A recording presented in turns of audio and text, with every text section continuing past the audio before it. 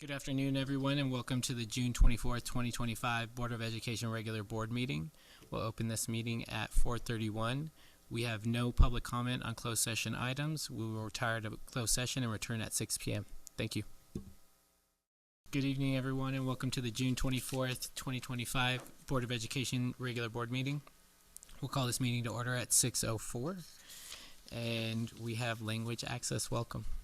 Thank you. We have Spanish interpretation available, and we also have ASL interpretation available through Zoom. Buenas tardes, tenemos interpretación al español disponible. Gracias. Thank you. Thank you.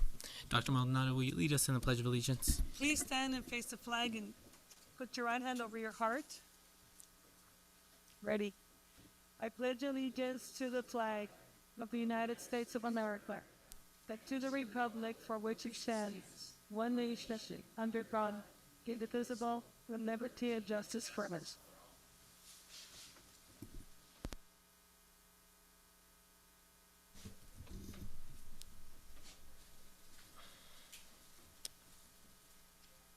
One second.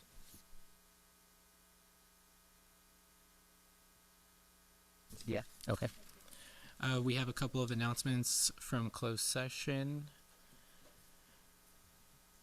The board voted 5-0 in closed session to appoint Dr. Sonia Wilson as Assistant Superintendent of Educational Services. Congratulations to Dr. Wilson. And the board voted 5-0 in closed session to appoint Dr. Marianne Hugh as Executive Director of Student and Family Services. Congratulations to Dr. Hugh. Oh, Executive Director of Ed Services. My bad. We also, the board approved rejection persist file number 20250544684. And that is it from closed session. And we have our student board member report, the last one for Eric. Good evening, everyone. It's been a very successful year, and I'm glad to be able to be a part of this team. I've made so many memories. I've made so many achievements, personal achievements, being able to step out of my comfort zone and push myself as a leader and try and help the community, my community of students as well. Our upcoming student board member, Carlos, I've had what's the word? Well, I met him. I was able to meet him earlier this month, I want to say. He's a great kid. Hopefully we can have another sit down, have a cup of coffee, maybe some lunch, and I can hopefully give him some words of advice. It's going to be a very, very exciting year next year, and I hope him the best. Now I'll offer them, be there for him to mentor, and it'll be exciting. Thank you. Thank you. And yes, round of applause for Eric. And I will turn it over to Dr. Maldonado, who has a little something for Eric as well. I do. So I do have a small superintendent report, but I would be remiss if I didn't have a special gift for Eric. So before I walk it over, Eric, I do want you to open up and kind of show everybody what you got. Eric was nominated for a Student Achievement Award through AXA, and while he wasn't selected, we do have a gift for you in here for that as well. I want to say to you that thank you for all you have taught me, that I have learned from you about compassion, about mental health, about connecting students to schools, and about thinking about how our counseling staff really looks at asking every child, who are you connected to beyond the typical things that high school students have in the regular, day-to-day school experience. Thank you for running the most effective meetings I have seen anybody run, and if my cabinet knows, he can probably do a much better job than I can. So I may bring him to help me run a couple of meetings. It was very clear, to the point, with clear decision making. Kenya knows because she was there. The video you created for students, your campaign for students to receive positive affirmations was a success. I know that Kenya read some of them last time. Your work around really making sure that we centered students, how they were feeling first, how they can connect next, and then how do we make sure that they're successful beyond. So I just want to say thank you and congratulate you and give you a little gift from all of us.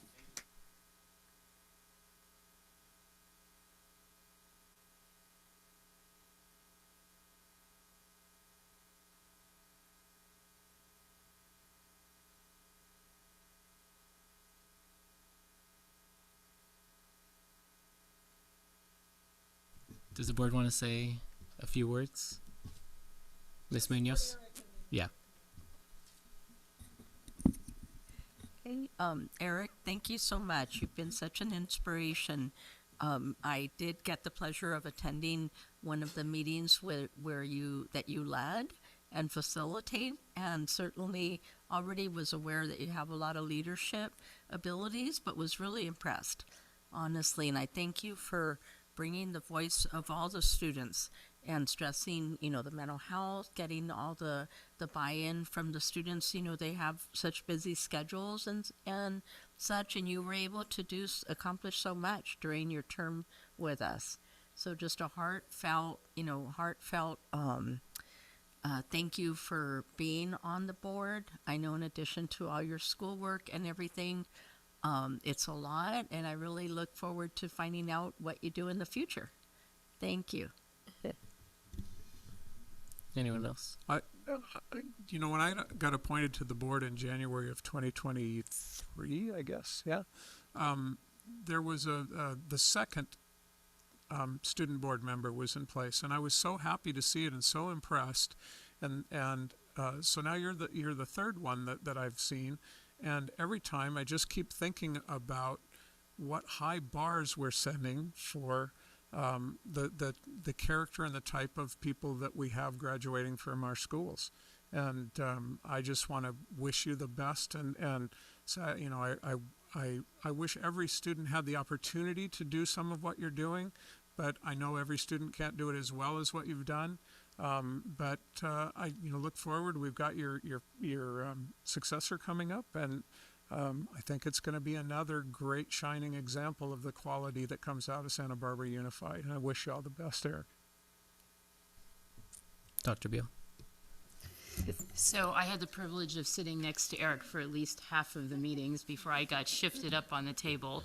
And so there are a lot of nice things to say about you, and people have said them. But the thing that I really appreciated was I could feel how emotional you felt about the decisions we were making, and you were thinking about how that affected everybody, especially the students. And I think that is a really great quality, because while it's very easy to just sort of look at these as simple decisions, trying to deal with the emotional part of it is really difficult, and you were doing that well, although I know it was very, very difficult for you, right? Yeah. Ms. Caffrey? Yeah, I'll just say it was wonderful to sit next to you and to have you as our student board member. I think you helped us stay connected to our students, and that was incredibly helpful. I'm happy to hear that you're going to be staying in the area, at least for now, and so I hope that you stay connected with our board, and thank you very much for your service. And I'll round it out with echoing a lot of the comments that my colleagues have said. I think what really came through is the student board member position is as much as the individual wants to make it, and you really made it your own. And what I've always appreciated about you, and I go back to even your interview, is the activism that you kind of led with, and the voice, the really strong voice that was student-centered. And when we would be having conversations, you would pick your moments at the right time to draw us back to centering students and the student experience, and telling us what it meant for you, what it means for those that you are in high school with, but even you thought about junior high kids and elementary kids. And I think you spoke up on behalf of our employees and our teachers, and I think that's a really brave thing.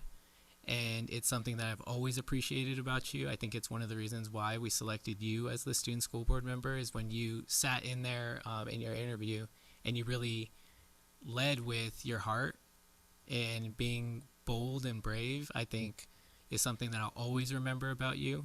And I am just so proud to be able to serve with you, and just congratulations on your graduation, and I know that there are going to be great things for you. Thank you. Yeah. Yeah. Yeah. Where do you want us to stand it? You get up with the cracks now.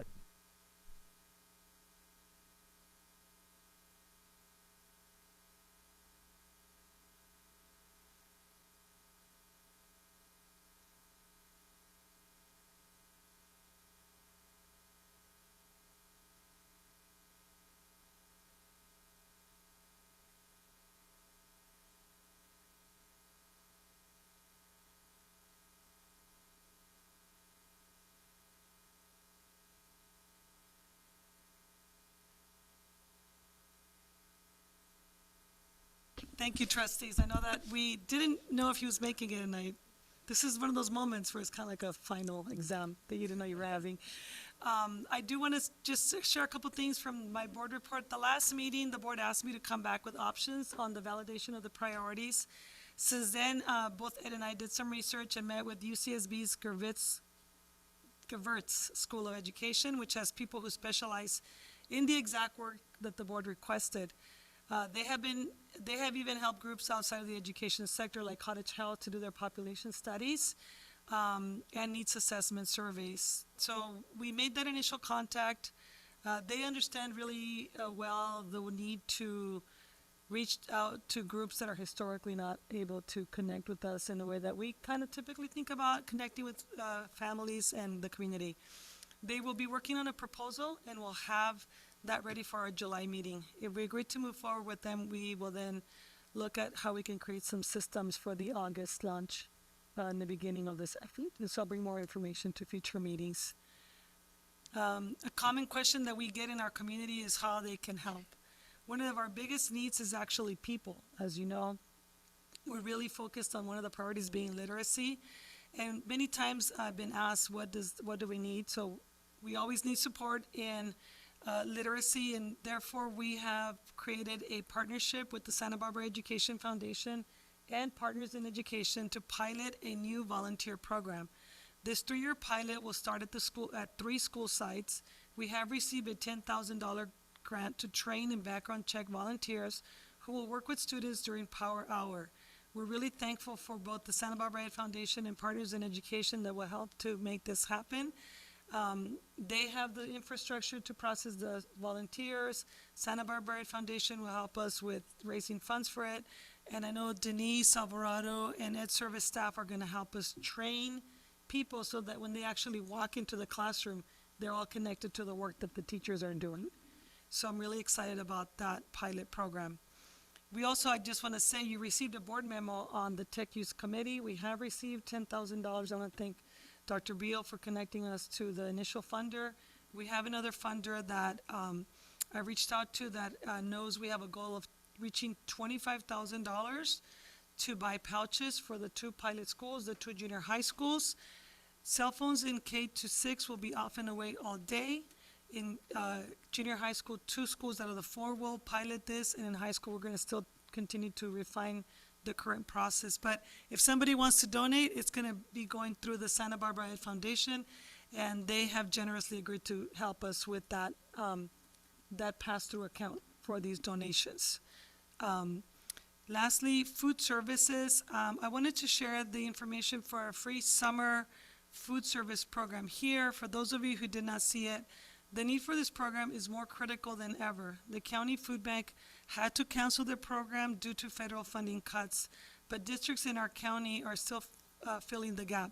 The info for the service is on the screen here. We're sharing this on social media as well, and this has also been sent out to parents through Parent Square. And with that said, that concludes my report. Thank you. Thank you, Dr. Maldonado.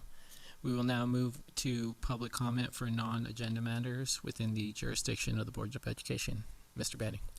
All right, we'll start with Cassie Lancaster, followed by Carolyn Abate and Moni DeWitt. Cassie, you're up.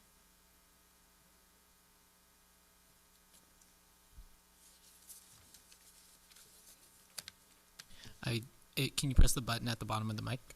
There we go. Better? Okay. Good evening. My name is Cassie Lancaster, and I am the co-founder and executive director of Mission Scholars. a local nonprofit committed to supporting low-income first-generation students from their sophomore year of high school through college graduation. We currently serve about 200 students and their families in our local community, and I'm incredibly grateful for the longstanding partnership with Santa Barbara Unified and for the dedicated teachers and counselors who play such a critical role in our students' journeys. When I attended last year's State of Our Schools event, I read a district-wide statistic showing that only 43% of the entire graduating class of 2023 had met the minimum requirements necessary for admission to UC or Cal State schools, nearly 10% below the state average. These minimum requirements are called A through G requirements, and they represent the baseline, the minimum eligibility for California's public four-year universities. At Mission Scholars, we treat A through Gs as a floor, not a ceiling. Our students know that to be competitive and to earn the scholarships that make college possible, they need to go above and beyond. That's why it's deeply concerning that Santa Barbara Unified chooses not to align its graduation requirements with the A through G minimums. Here's one clear example. A through G requires 2 years of a foreign language, yet our district allows students to graduate with just 1 year of either art or foreign language. That gap matters. That gap can be the difference between a student earning a college degree or never setting foot on a college campus. It can mean missing out on scholarships that make college possible or taking on burdensome debt. It's the kind of gap that quietly closes doors before students even realize they were open. When students graduate meeting district requirements but fall short of A through G, they're led to believe they're ready when in fact they're already at a disadvantage. They're cut off from four-year college options and the scholarships that make them affordable and attainable. Those headed to SBCC also face challenges because without entering with minimum A through Gs completed, they have to play catch-up, and the odds of them transferring to a four-year university within 2 years drop dramatically. Aligning our graduation requirements with the A through G requirements is about ensuring no student is locked out of opportunity from the start. It's about equity, access, and a belief in the full potential of every student, not just some. So let's make sure the floor for success is solid for all. Thank you. Thank you. Carolyn Abate, followed by Moni DeWitt and Gretchen Murray. Good evening. Thank you for the opportunity to speak with you this evening about the importance of Title IX, passed in 1972, and keeping girls and women's sports for athletes who are biologically female only. We know from the reality of basic biology that the 23rd chromosomal pair creates either a man or a woman. The 23rd chromosomal pair is either XY, creating a man, or XX, creating a woman. Though we cannot see the chromosomal pairs without a microscope, we can see the phenotypic differences they cause in anatomy, physiology, and the outward appearance of men and women. Men, on average, have larger lung volumes, larger and stronger muscles, and are taller, resulting in a longer stride when running with greater strength and endurance. During athletic competitions, being the winner should be the result of something an athlete has earned through their dedication, hard work, and self-discipline. It is unfair for an athlete to have an advantage because of an immutable genetic characteristic of being born a man. The entire reason for Title IX was to separate out women's sports to allow women to have competitions that were fair and reflect skill and hard work that are truly earned and deserved. Whenever there is a disagreement about controversial issues, reality is the arbiter. We can observe the reality that men are stronger than women, which gives men an advantage. We also value intangibles, such as fairness. And we know that it is unfair for an athlete to have an advantage based on an immutable genetic characteristics for which they did nothing to earn.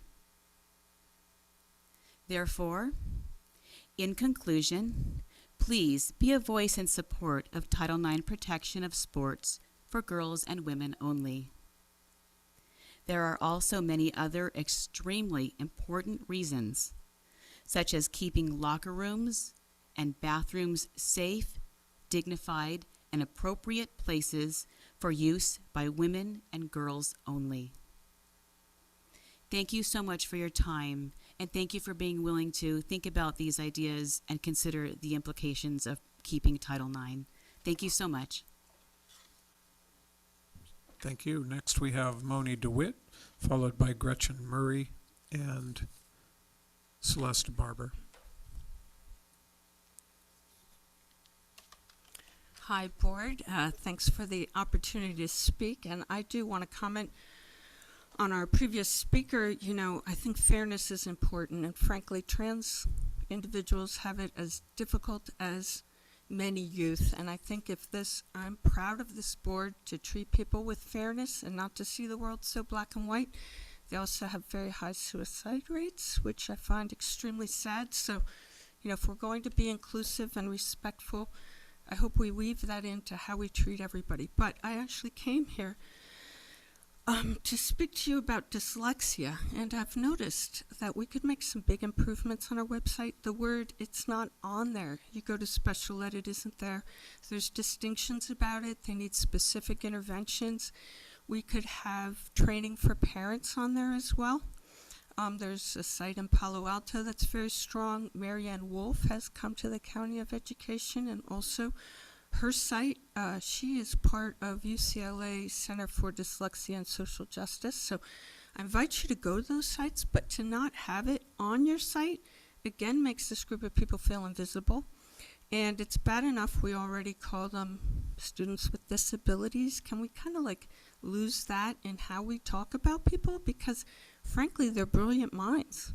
You know, look, you wouldn't have the light bulb, you wouldn't have your computer if it wasn't for dyslexics. Steve Jobs, Edison, and you know, these kids already aren't getting the services because we have such high turnover, and we spend most of our money at the top and hardly any at the bottom. So then on top of it, we're labeling, we don't give the parents who don't know about this, don't figure it out till the kids are way behind. And like the woman who spoke first, she mentioned the A through Gs, and for dyslexics, it's 24%, and or the students with learning differences, and for EMLs, it's 19. But you know, so we're cheating them on the end too. They can't, you know. Luckily, they're entrepreneurial, but they struggle to get into college. So this is very, very unfair, and there's so much you can do about it. But start by stop calling them students with disabilities, because the only thing that's disabled is how we address them. Thank you. Thank you. Next is Gretchen Murray, followed by Celeste Barber and Jackie Hall. Good evening, everybody. Thank you for the opportunity to speak. I am here on behalf of Title IX. It turns out this is their anniversary of when it was passed. I actually graduated from college in 1971, so I did not have the opportunity to have sports teams under the Title IX. But I did participate in sports both in high school and college, and I traveled on traveling teams that played against other schools. In high school, we actually had a very good program. I'm native Californian, and it was a school in Santa Monica where I participated in the Girls Athletic Association, and those sports were team sports from among all of the people in the school, so they could, we could all participate. At the time, we actually had a leadership class where we had representatives from different parts of the school district, and I was invited to represent girls athletics at the student council so that we had a say in what was planned for the different events around the school. Being that said, I know that funding for girls is not a high priority for you folks. I find that keeping girls separate is very important. I know changing clothes in a locker room, most girls, many girls, actually go and hide because they don't even want other girls to see what they look like when they take their outer clothes off. So it's important to keep things separate.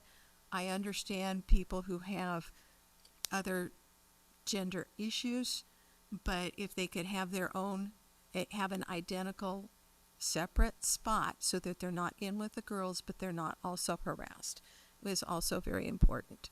So however it's handled, it's best for the girls to have girls only in whatever sports activities that you have. Thank you. Thank you. Celeste Barber, followed by Jackie Hall and Alice Post.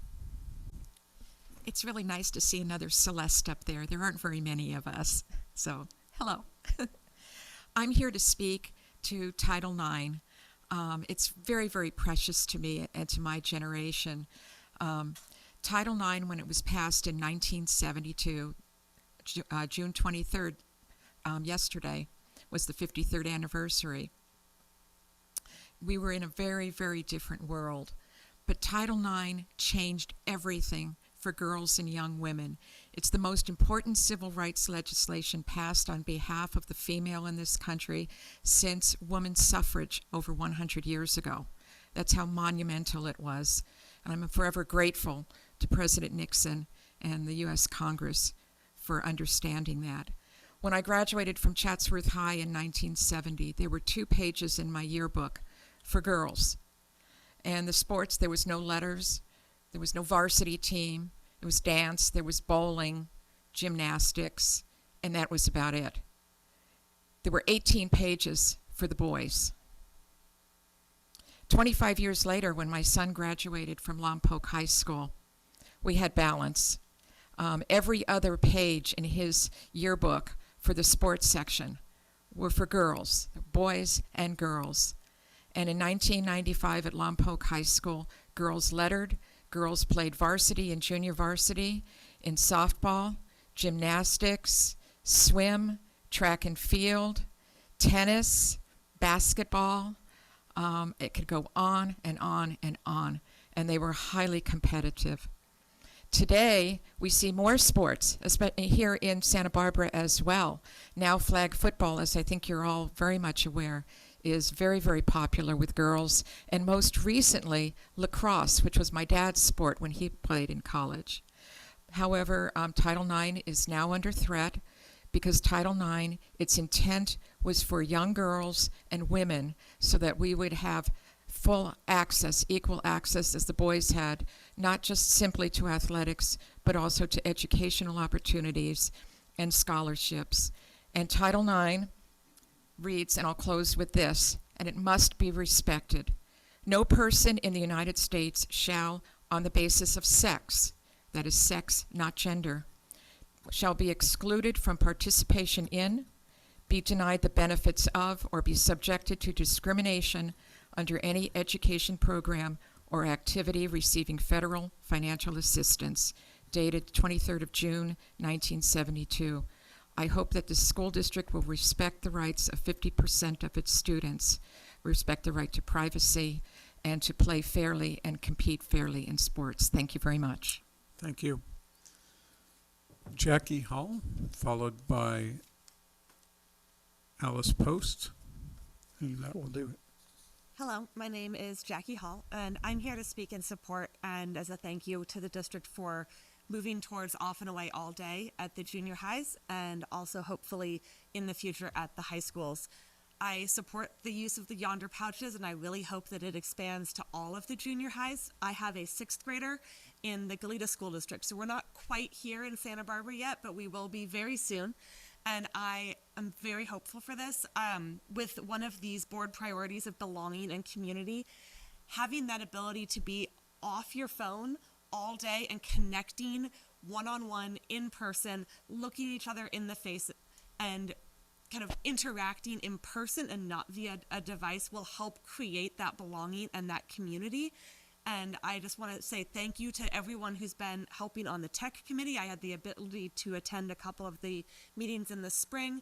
I want to say thank you to everybody for moving this forward so quickly to get this rolling out as a pilot in this this next school year, and hope that it continues moving forward so we can really help those kids develop those very important social skills, decrease their anxiety and depression, and allow them to focus on their education. So thank you, and I hope you continue to support this move going up into the high schools. Thank you. Thank you. Alice Post.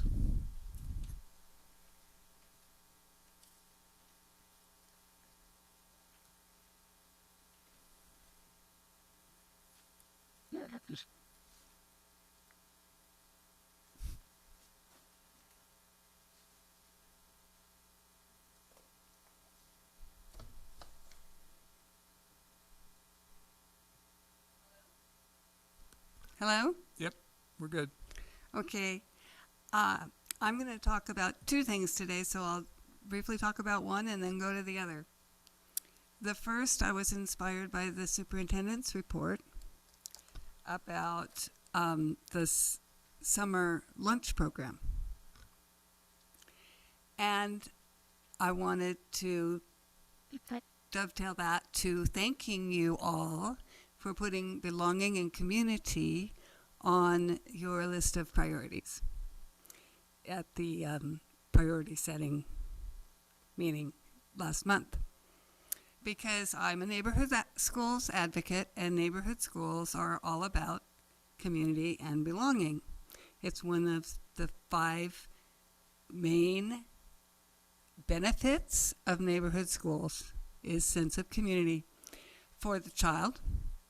And another benefit of neighborhood schools is parent participation, being close to the school. So how does this have to do with the school lunch program? Well, I thought it was very interesting that the locations where the lunches are going to be served are at several elementary schools.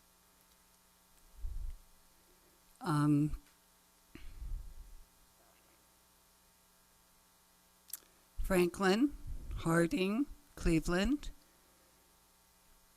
Monroe. And then there were several locations that weren't elementary schools. And incidentally, those are the 3 neighborhoods where we used to have neighborhood elementary schools. Oak Park, that was the neighborhood of Garfield Elementary School, which was closed and sold to Santa Barbara City College. Well, if you still had Garfield, you could serve lunch at Garfield School, and you wouldn't have to do it at a park. One of the other locations was Ortega Park. Well, that was the neighborhood of Lincoln School, 3 blocks away on Ortega Street in Santa Barbara. If you had Lincoln School, which I think most of you know, it's Coalition for Neighborhood Schools. That's our top priority, is to put a neighborhood elementary school here at this site. If that's news to you, well, we haven't been quiet about it, but that's our top priority, and there is a little school here. And we will be pushing very hard. Oh my gosh. Okay. Well, anyway, and the third neighborhood was the library, which was also Lincoln.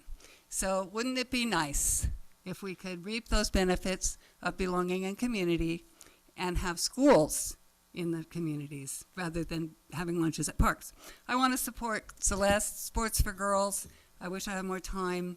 I didn't get to benefit from Title IX, but I benefited as a mother from something that I didn't have. I had no sports in high school, but my 2 daughters played varsity tennis, and watching them compete, those hard points, trying their hardest, losing with grace, those are some of the happiest memories of my motherhood. Thank you very much. That concludes the public comment. That takes us to board comments and correspondence, and I'll turn it over to my colleagues. Do any of my colleagues have any board comments or correspondence? Mr. Banning. Sure. First of all, it's good to be back on the dais. I wanted to thank the staff that made it possible for the virtual participation at the last meeting. I appreciate it very much. I enjoyed attending the Santa Barbara Junior High School promotion ceremony. Kudos to Principal DuPont and his team. I was particularly impressed with the gusto and the enthusiasm that he greeted every child as they came across the stage, saying their name and shaking their hand. He was very much engaged, and it was a very upbeat program. I will say that shortly before the ceremony began, we heard some rumors that there might be enforcement activities going on. The district had prepared very well with people that were communicating through radios and were there to check things out and make sure. And I heard and have seen a couple of places where people gave very sincere compliments to the district for that sense of safety and the work that's going on. And I want to say thank you to the team that organized that and was forward thinking enough to know that it was something that we might need. So thank you to that group. Also attended DP's graduation and want to say that I really appreciated the balanced tone, the appropriateness of celebration for the graduates, balanced with the reverence for the tragic losses that had occurred. And a special kudos to Principal Woodard, the DP staff that was there, and the students who were remarkable in their comments and continued that balance very well. Overall, this was a critical rite of passage that got turned into an event that can be remembered for all the right meanings. I appreciated being part of that. That's all. Thank you. Other comments or correspondence? Ms. Munoz? Yes, a few comments. One is, I need to start, I think, from, I think several of the commenters have left, but anyhow, the long history of segregation in our country and the long history of discrimination that we've had. One is, I was able to attend the Juneteenth celebration in the park, and I'm very appreciative of their committee and how supportive that is and how educational and such that has been. I would also like to highlight, Pride Month and the resolution that we made as a district for LGBTQIA+, lesbian, gay, bisexual, transgender, queer questioning, intersex, and asexual members of our community. And being supportive of that and having an awareness of the impact of the trauma that individuals and their family and their friends undergo, and their children too, which is not always thought of and made clear. I do want to talk also about how we are a country of immigrants and such, and that I'll go into a little bit more, but to highlight how many how these overlap. It's not that you're only gay, it's not that you're only black, it's not that you're only Latino, it's not that you're only poor. That's the whole other, that one can take an hour right there. We have had the presence of ICE in our community and beyond. A lot of us are getting the alerts and, at all hours. There are volunteers out in our communities. One that I spoke to actually this morning when I was talking about something else spoke about the feeling of the feeling powerless, I guess I would say, is that, there are the detention centers, but when citizens of this, of the U.S., when they oh wow, our goal is to become a citizen, right? But then they are not, you can't find them. They're not able to find them. And these are the organizations that are dedicated to this. So it's not, it's just, it's maddening, quite honestly. And the trauma on our residents. It's very obvious on the east side, the west side, and Old Town, for example, here, that there's not people on the streets. Few attend places of worship, go shop for groceries, and, drive their kids to parks and such. We went through COVID, and now it's summer of 2025, and our kids can't go to the park without fear of being detained or having the person that's taking them there or witnessing something themselves. And is this what we want for our kids? As a school district, I know that we stand very strongly with this. I have much appreciation. I know the graduation that I was at with Santa Barbara Junior High and Mr. Vance, and I'm sorry, I'm a little bit emotional, and please remind me, Mr. Vance, we had, oh my gosh, she was just promoted. So yes. Debbie Martinez there, yes, and Sonia Wilson, and here we had our graduates there, ending the year, and we were watching for SUVs that were driving around and such. Is it also fair to our seniors and our disabled who are out on wheelchairs and such? Personally, my mom's going to be 88, and she can't go to Trader Joe's. She can't walk somewhere. She can't hear. We're all hearing impaired in my family, and she won't hear them. And so she could get, detained. And guess what? I won't be able to find her. And that's multiplied by so many people. I was out at her home this morning, and one of the ladies was walking by to the church, and and we're all talking about it. So I just want to recognize that, and how we as a community can stand strong. We can be there for all. We do not need to look at segregating and doubling down on kids that are trans, kids that are questioning their sexuality, kids that are trying to find out about their own history and their own cultural identity and of their friends. So I can't breathe now. That's my comment. Thank you. Other board comments and correspondence? Ms. Caffrey.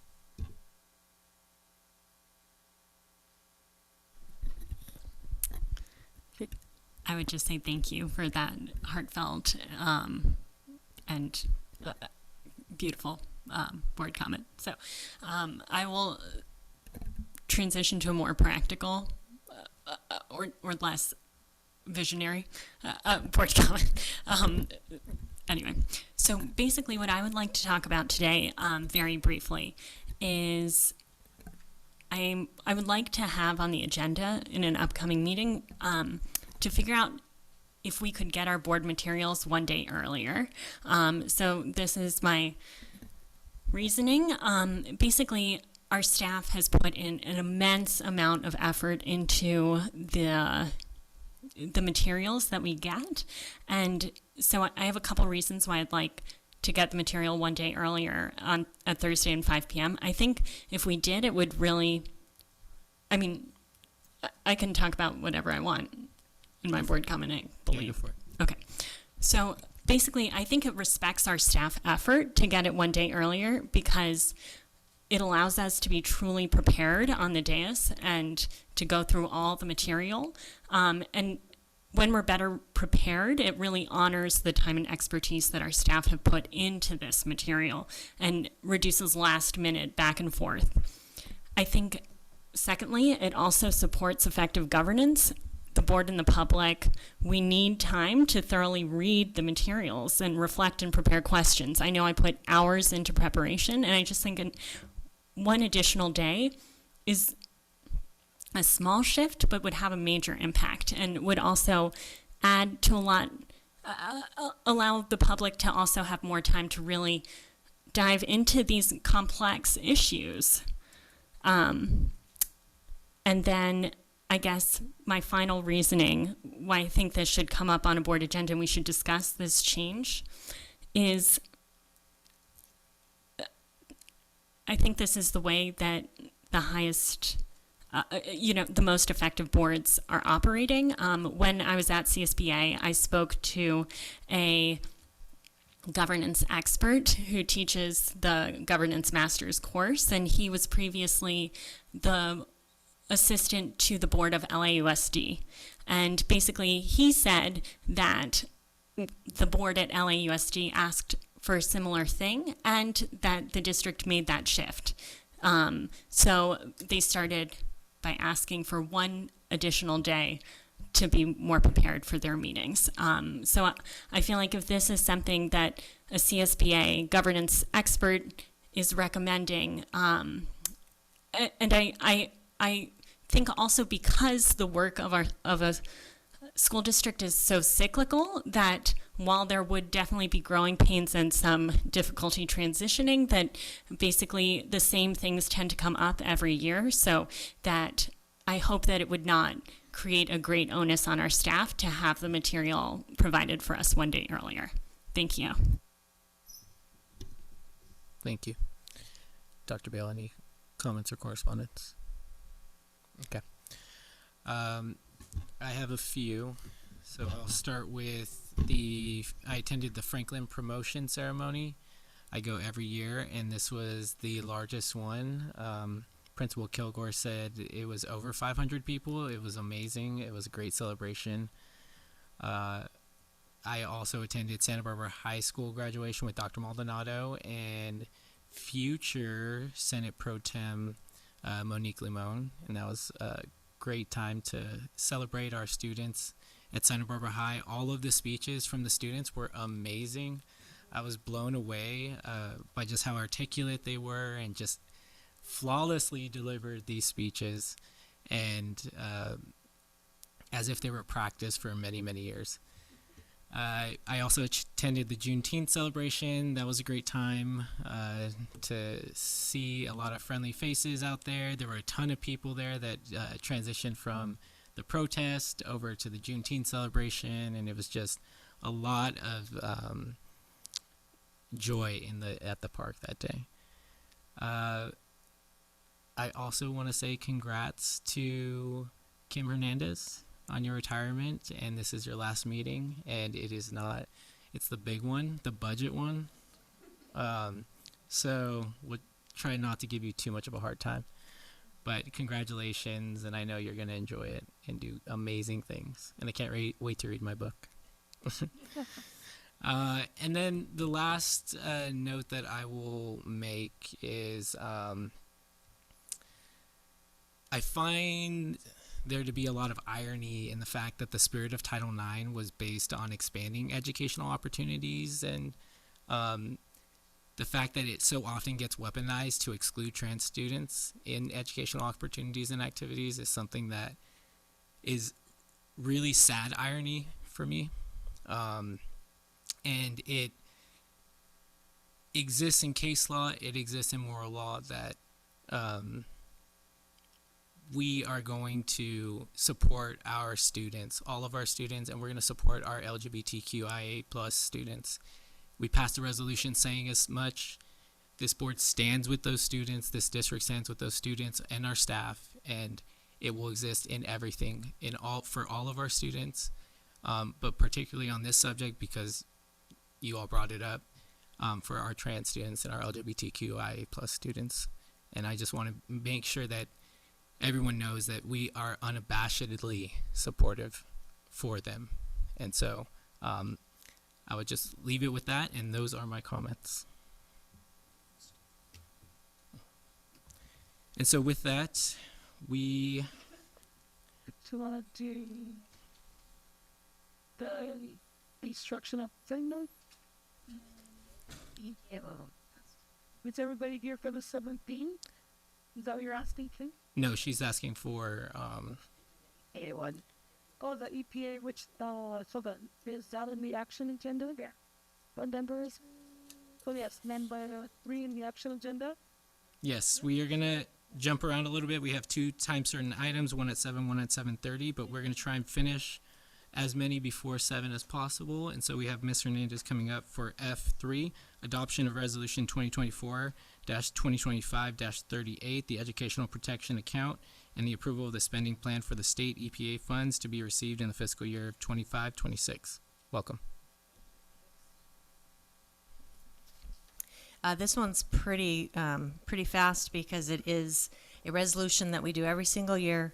It was a Prop 55 was the education protection account, and this proposition ends in 2030. So every year we have to do a resolution that says, this is the amount of money that we're going to receive in this account that's goes to all school districts and the amount that we're going to receive. And then we have to say how we're going to spend that money. And spoiler alert, we spend it on instruction. So that's pretty much what this is. We're not allowed to spend it on any administrators or other administrative costs. So it just goes straight to instructional costs. Thank you. We do not have any public comment for this item. Do we have any questions? Do I have a motion to approve? I move to approve the adoption of Resolution 2024, 2025, 38, the Education Protection Account, and approval of the spending plan for the state EPA to be received in fiscal year 2025 to 26. Do I have a second? I second. We have a first and a second. I am going to do a roll call vote because we had Mr. Banning who stepped out. So, Ms. Caffrey? Aye. Dr. Beal? Aye. Ms. Munoz? Aye. Mr. Banning abstains. He's out of the room, and I vote aye. Thank So you. that is 4, 0, and 1. And we will go to F5, approval of declaration of need for fully qualified educators and approval of resolution 2024-25/37. And we have Ms. P coming up.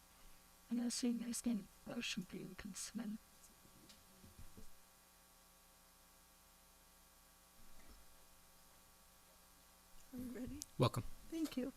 Good evening, Board President Escobedo, Board of Education, and Superintendent Maldonado. The item you have before you is the annual declaration of need for fully qualified educators and approval of Resolution 2024-2537. The Commission on Teacher Credentialing requires that we as a district file an annual declaration of need for fully qualified educators if we anticipate employing teachers who have a base credential such as a single subject or a multiple subject credential, but are not fully credentialed in specific other areas such as the CLAD. So an example would be we hire a math teacher from out of state. They have their math, they just don't have the CLAD.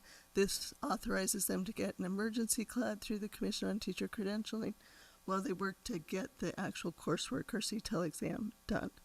The Declaration of Need also provides the district the ability to apply for general education and special education limited assignment permits, as well as emergency transitional kindergarten permits.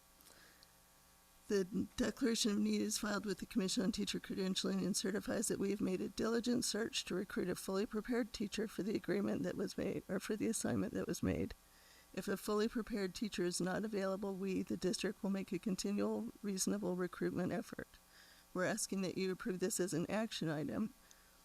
The Declaration of Need for fully qualified educators for the 25-26 school year and approval of resolution number 2024-25/37. Thank you. And we have no public comment for this item. Do we have any questions from the board? No questions. Do we have a motion? I make a motion for the approval of the action item, declaration of need for fully qualified educators for the 2025-26 school year. Do I have a second? I second the motion. We have a motion and a second, and we will do another roll call vote. Ms. Caffrey? Aye. Dr. Beal? Aye. Ms. Munoz? Aye. Mr. Banning is absent, and I am aye. So 4-0-1. Great. Thank you, Ms. Thank Peak. you very much. With that, I believe that takes us. If we have time, we can do number 4, the contracts for translation interpretation. As you know, we put most of these in consent, but this one got away from us. This is an item that brings the contracts for our amazing translators. As you know, Sophia and others that help us with open house, parent conferences, and many events. Mostly, though, their work is with IEP translations. Any questions on this item? I'll just make the brief comment that I have. I want to express extreme gratitude to our translation team and language access team. They are here at all hours to serve us both during the school day and also after. And so with that, do I have a motion to approve? I make a motion, well, first of all, also for the many hours that they help, translate for our board meetings, all of our meetings in our community at the SBUSD. And I move for the approval of external partner contracts for translation and interpretation services. Do I have a second? I second. We have a first and a second, and we will do roll call. Ms. Munoz? Aye. Dr. Beal? Aye. Ms. Caffrey? Aye. Mr. Banning is absent, and I'm an aye. Switched it up on you. I think that takes us to 7, and with that, we will go to our time certain item of request for approval of the conversion of the existing licensed preschool center at Las Flores into a licensed infant and toddler care center. Welcome. Good evening, members of the board, President Escobedo, and Superintendent Maldonado. My name is Maggie Flores. I'm the Early Ed and After School Program Director. I am here. I have to click, sorry. Here. I'm here to request board approval to open up a new infant toddler serving infants ages 0 to 24 months. The program will be funded through our CCTR funds. That is our general child care funding. It'll be fully licensed. Our goal is to open this site by fall of 2025 to meet the criteria, to meet the child care shortages in our county. So, why this program? The 2024 Santa Barbara County Needs Assessment shows major shortages in the infant toddler quality care. So only 9% of the infants in our county have access to quality care, and 10 to 15% of the students of infant and toddlers have access countywide in our county.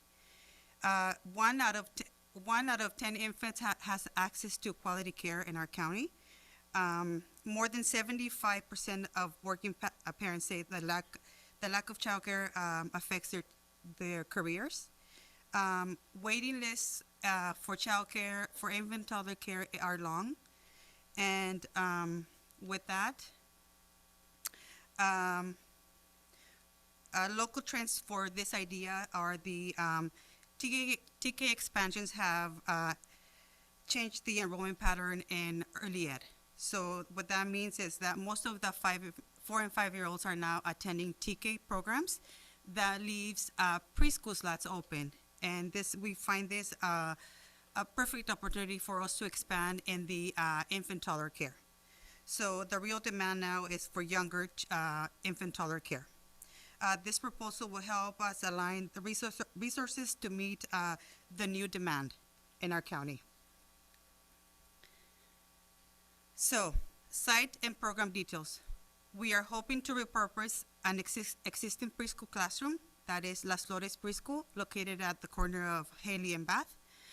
This site has been previously licensed to serve preschool students, but we're hoping to repurpose it to serve infant toddlers. We are hoping to include, to serve 12 to 15 infant toddlers, when maintaining the ratio of 3 to 1. The staffing will include a site supervisor, lead teacher, and 2 to 3 paraprofessionals. The licensing and launch timeline we have here is licensing will cover ages 0 to 24 months, and it'll serve children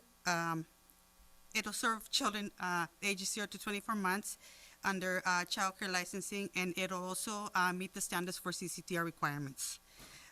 We already have quotes in hand for the equipment, cribs, furnishing, and with board approval, we will order equipment, prepare for licensing, hire staff, and begin enrollment. So, community and economic impact. 87% of our local parents say that childcare challenges cause missed work. 75% report reduced work productivity due to childcare issues. The estimated annual economic loss due to care shortages is between $200 million and $305 million. This program supports family stability, workforce participation, and early learning. Alignment to county and state goals. This expansion supports local and state goals, expanding in infant care. It uses CCTR funds to serve eligible families. This promotes a long-term gains and development, school readiness, and economic stability for families. Fiscal impact. The facility cost will be zero, as this facility is currently utilized under early ed department. Between the annual cost, the one-time material cost, licensing fees, it'll bring us to a total of $375,000, as noted in the memo. Now, the annual reimbursement for full enrollment will be for $335,000 a year. While the projected revenue does not cover the total cost of the expansion, the early ed department has secured a $40,000 grant from United Way Future Child Care Facilities to help us offset the startup cost. The remaining initial expenses will be funded through our general funds, our CCTR funds, the general child care funding. There's so many things. These funds are sufficient to cover the remaining cost of the expansion. And this expansion will have no impact in the district's general fund. So with that, we are ready. We have a site ready to convert. We have a clear budget. We have a plan, an implementation plan, and we're asking for your approval at this meeting to move forward with converting this much-needed classroom to serve infant toddler care. This concludes my presentation. Thank you. And do we have any public comment on this item? This is F1. Any questions from the board? Dr. Beal? So, Ms. Flores, you'll have to accept my ignorance on the issue. When I first became a board member, I did tour what seemed to be infant care facilities. I believe one was on the Santa Barbara High campus. Correct. So can you tell me, is this in addition to what we already provide? Correct. Yes, that is correct. So how many facilities do we have? For infant care, we currently have one, and that is located at Santa Barbara High School. And then this one is going to be at Bath and Haley? Yes, this is currently a preschool classroom. And that is is that close to any of our schools? No, it is close to Santa Barbara City College. So my big question, and I understand that, I'm a parent. I had trouble with childcare when my children were young, and having access is important. My big question is this. Are we able to have our staff, our employees, have their children be in these childcare facilities, or our students? Are we able to prioritize that? Okay, so thank you for that question.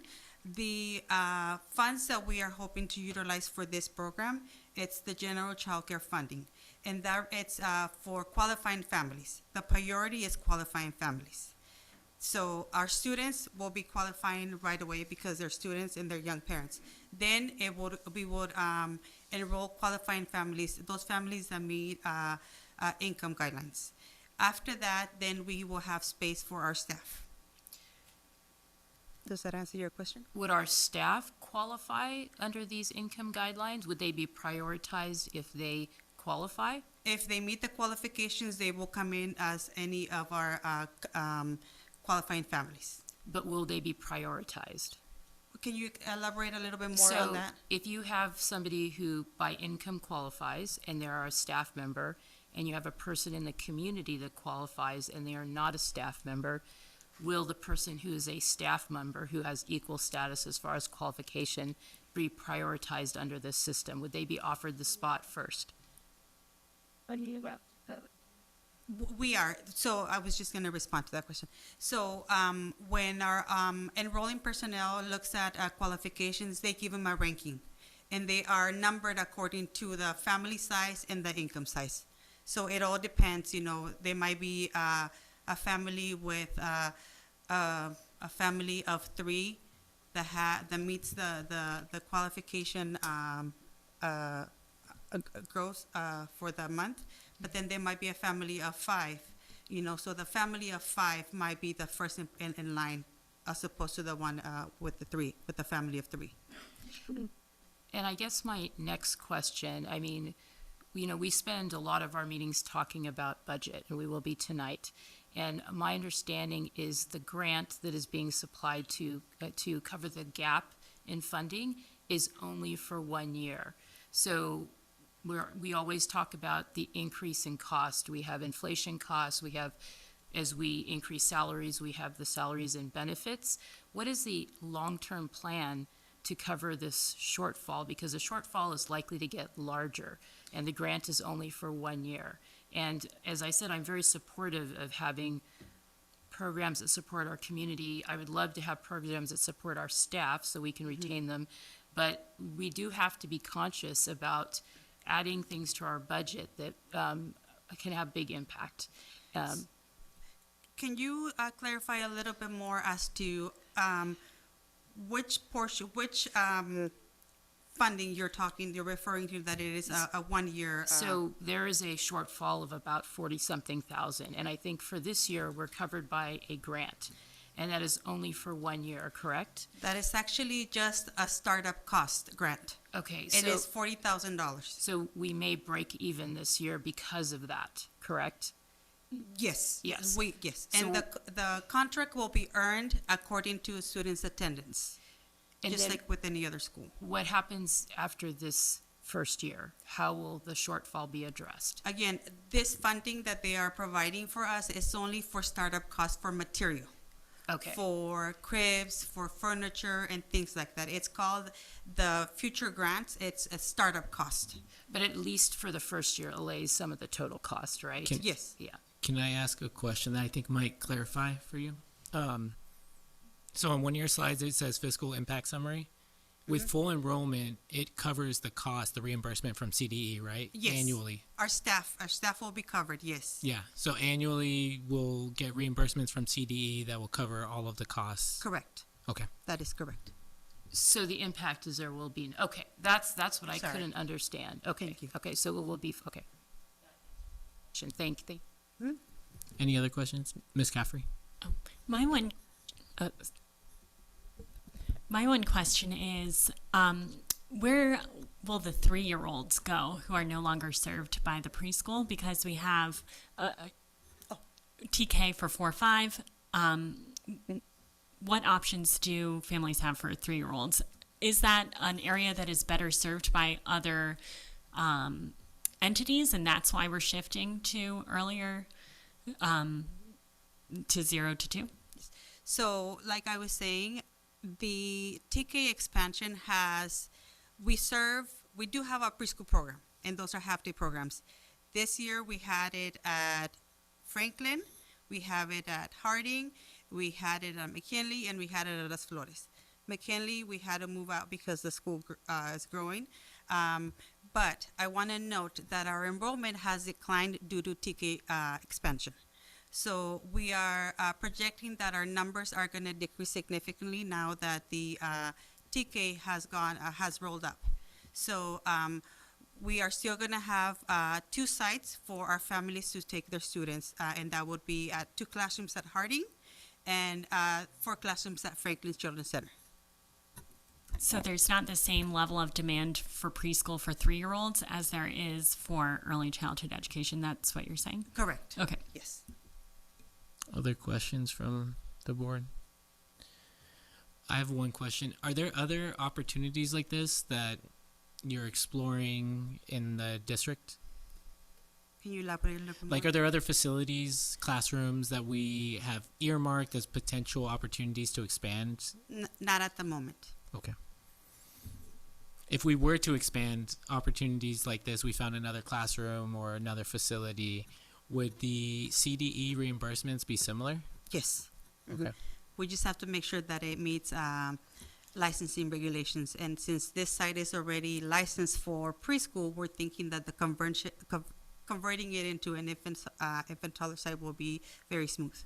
And is that like building codes and like? Correct. Yeah. Okay. That is it for me. Any comments for Ms. Munoz and then Ms. Caffrey? Yes, thank you for the presentation. I think it's excellent example of the responsiveness to the community. I know the city of Santa Barbara and the city of Goleta are also looking at childcare for our little ones. And of course, the first thing I saw the agenda item, I was reminded of our previous board member, Wendy Sims Milton, who always talked to us about taking care of the littles. So I definitely see it as, very responsive, as a need that is definitely there, and then also as an opportunity for employment for many within our community, and having the children nearby. Actually, that's right. Could I go to a question? I was just reminded of one I had, because when I was thinking of the need for early child care, can someone from out of, who commutes here to work, would they be able to apply? I wasn't sure. Yes, yes. If, again, they will have priority if they meet qualifications, but under this grant, it's for anybody that lives within the state of California. Excellent. That's great. Thank you. Ms. Caffrey? I would just say thank you very much for this work, and I think the effort you also made to get the grant that covers the startup costs. So thank you. It seems like a very exciting project. Yes, and I'm hoping to reach out to more partners out in the community, because the need is there. Any other comments? Thank you so much. And so with that, do I have a motion?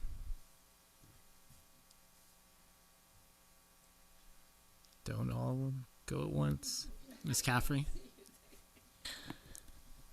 I make a motion for the approval of the conversion of the existing licensed preschool center at Las Flores into a licensed infant and toddler care center. Do I have a second? A second. We have a first and a second. All in favor? Aye. Aye. It's 5-0. Thank you so much. All right. So let's see how much we can get done before our 7:30 time certain item.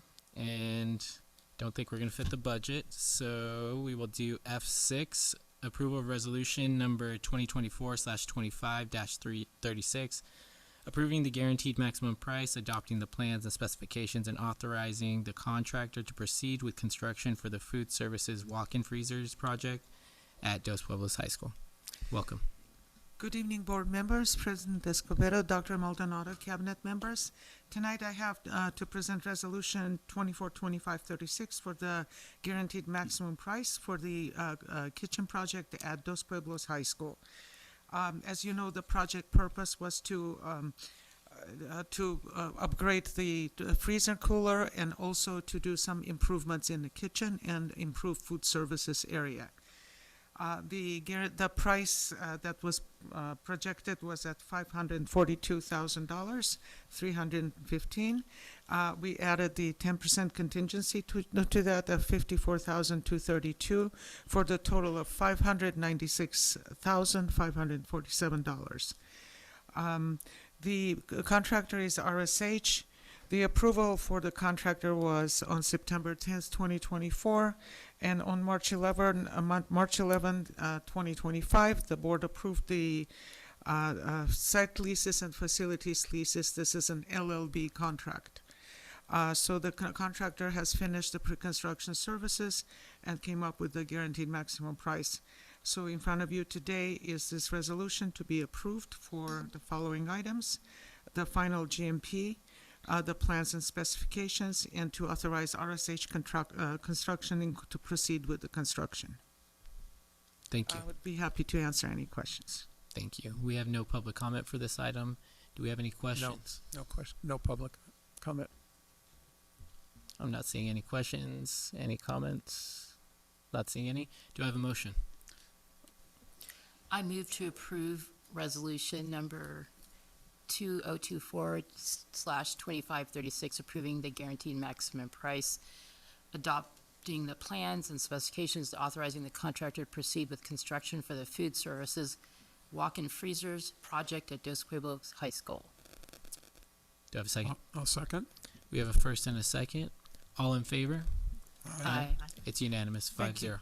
Thank you. All right, let's continue. Let's try and tackle the consent agenda. We are going to go to G, consent agenda. Does anyone want to pull any items from the consent agenda? Not hearing any. Do I have a motion to approve the consent agenda?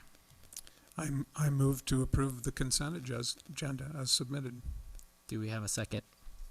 A second. We have a first and a second. All in favor? Aye. It's 5-0. Passes unanimously. Dr. Maldonado, do you have any suggestions for anything? Should I get two board members? Yep. Are you gonna think about nice? Let's do it. We are going to go back to the action agenda, and we are going to F8, selection of 2 board members to serve on the Board Finance Committee per resolution number 2024-25-32. Best way to do this is, do we have any volunteers or nominations of board members? Dr. Beal. I nominate Celeste Caffrey. I nominate Bill Banning. We have Ms. Caffrey and Mr. Banning. Any other nominations from folks? Do you accept the nominations? Yeah. Yes. Thank you very much. Happily. Okay. So with that, do I have a motion to approve adding Ms. Caffrey and Mr. Banning to the Board Finance Committee? I move to approve adding Board Member Banning and Board Member Caffrey to the school Board Finance Advisory Committee. Do I second? I second. All in favor? Aye. Aye. It's unanimous. 5-0. Congratulations. The policies or the instruction manual. Let's go to E3. First reading and discussion of board policies and administrative regulations in series 1000, 5000, and 6000. It's with Ed Services. We do have a public comment on this card, Thank you. this item. Welcome, Ms. Alvarado. Thank you. Good evening, members of the board, President Escobedo, Dr. Maldonado.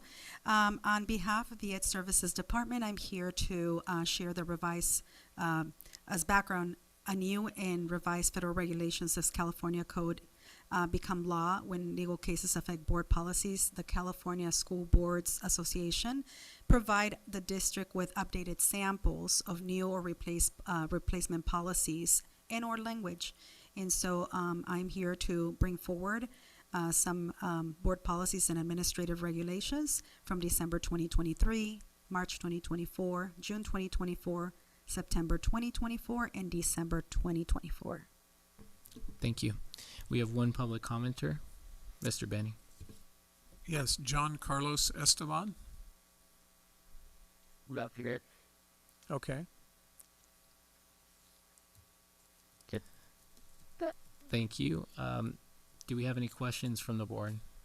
Ms. Caffrey.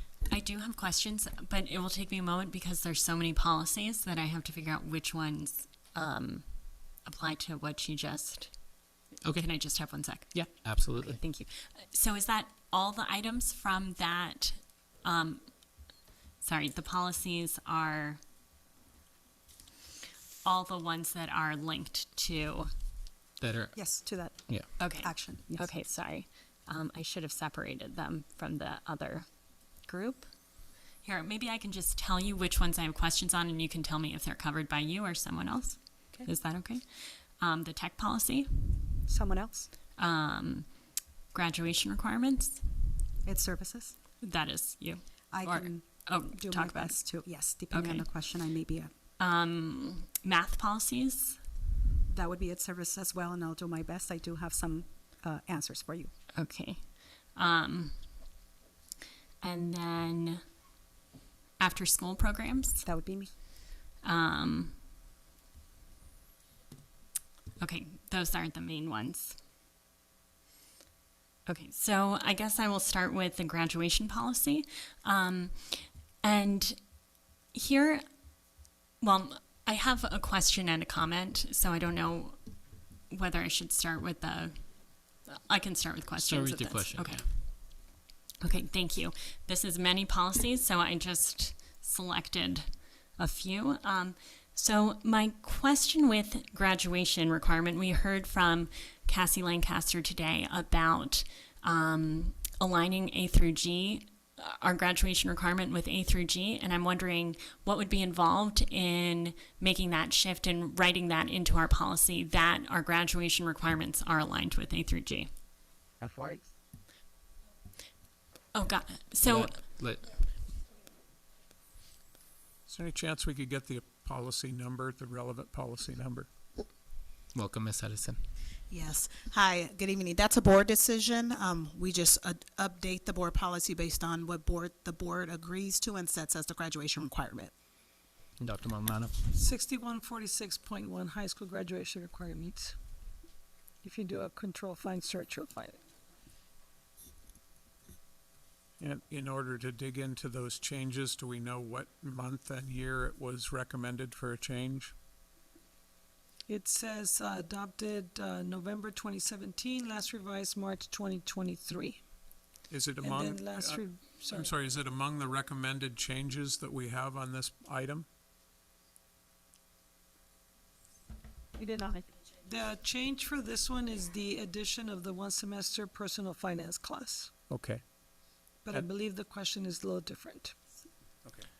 So basically, my question is, since we're bringing up these policies for their first reading, that means, is this our opportunity to make changes to these policies or ask to have them brought back and, or do more reading or thinking?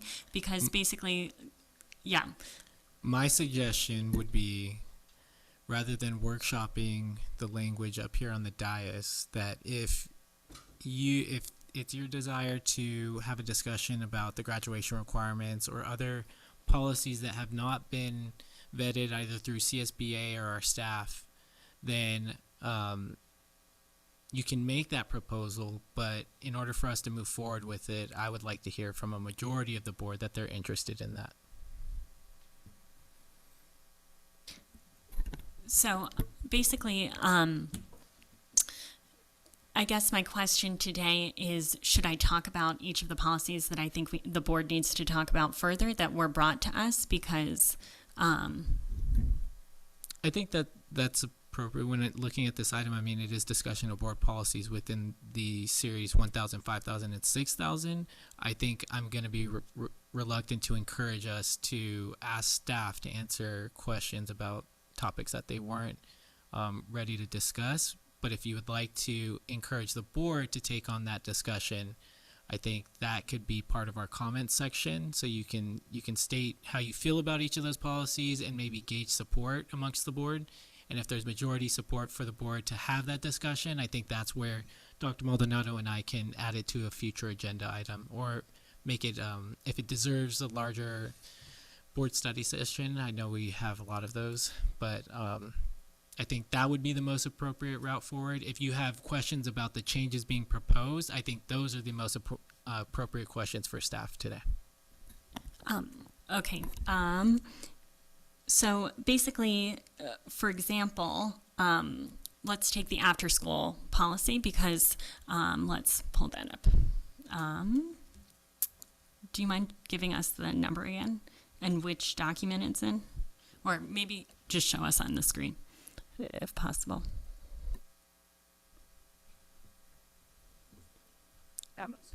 That would be BP 5148.2 under December 2024.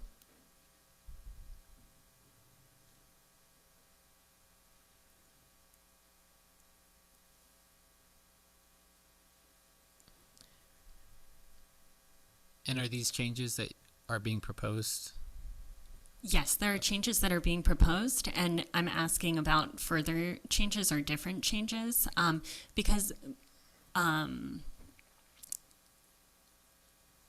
basically this kind of goes into my comment, but as a board, we are the policy-making body, and so I think the main levers we have in terms of making change, one of the main three ones is policy, so it's really important for us to look carefully at these, and it really directs how the district will operate in the coming year. So, but if I'm catching, I think your comments are going to be more towards the board about having further discussion. Okay. So Okay. So then maybe I'll just wait for comments and Yeah. then I'll. let's try and get, because it's almost 7:30, let's try Okay. and get all of our questions out of the way, and then we'll pause, we'll go to this time certain item, and then we'll come back for our discussion. How's that sound? Any other questions from the board? Okay, so we are going to take a quick pause, and we are going to go to our 7:30 item, and that is annual report from the Citizens Bond Oversight Committee, 2025-26 fiscal year. Welcome, Ms. Hernandez. Hello again. I would like to, I'm very happy to introduce you to Frank Stevens, who is the Citizens Bond Oversight Committee President. And every year that group does an annual report to the board about the year's progress in the bond measure I and measure J. Welcome, Mr. Welcome, Mr. Stevens. Good evening. Thank you for this opportunity. Members of the school board, Superintendent Maldonado, citizens of the Santa Barbara Unified School District, I am Frank Stevens, Chair of the Citizens Bond Oversight Committee. My annual report this evening will be brief. First, the citizens approved bond funds for the elementary and secondary school districts are in capable and dedicated school district employee hands.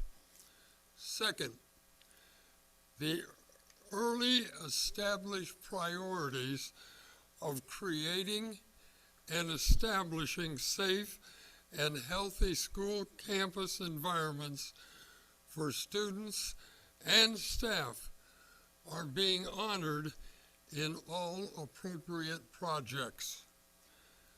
Third, the challenges to be met have increased due to inflationary pressures. These pressures of cost of materials and labor have been addressed by district personnel to ensure that current and planned projects will be completed.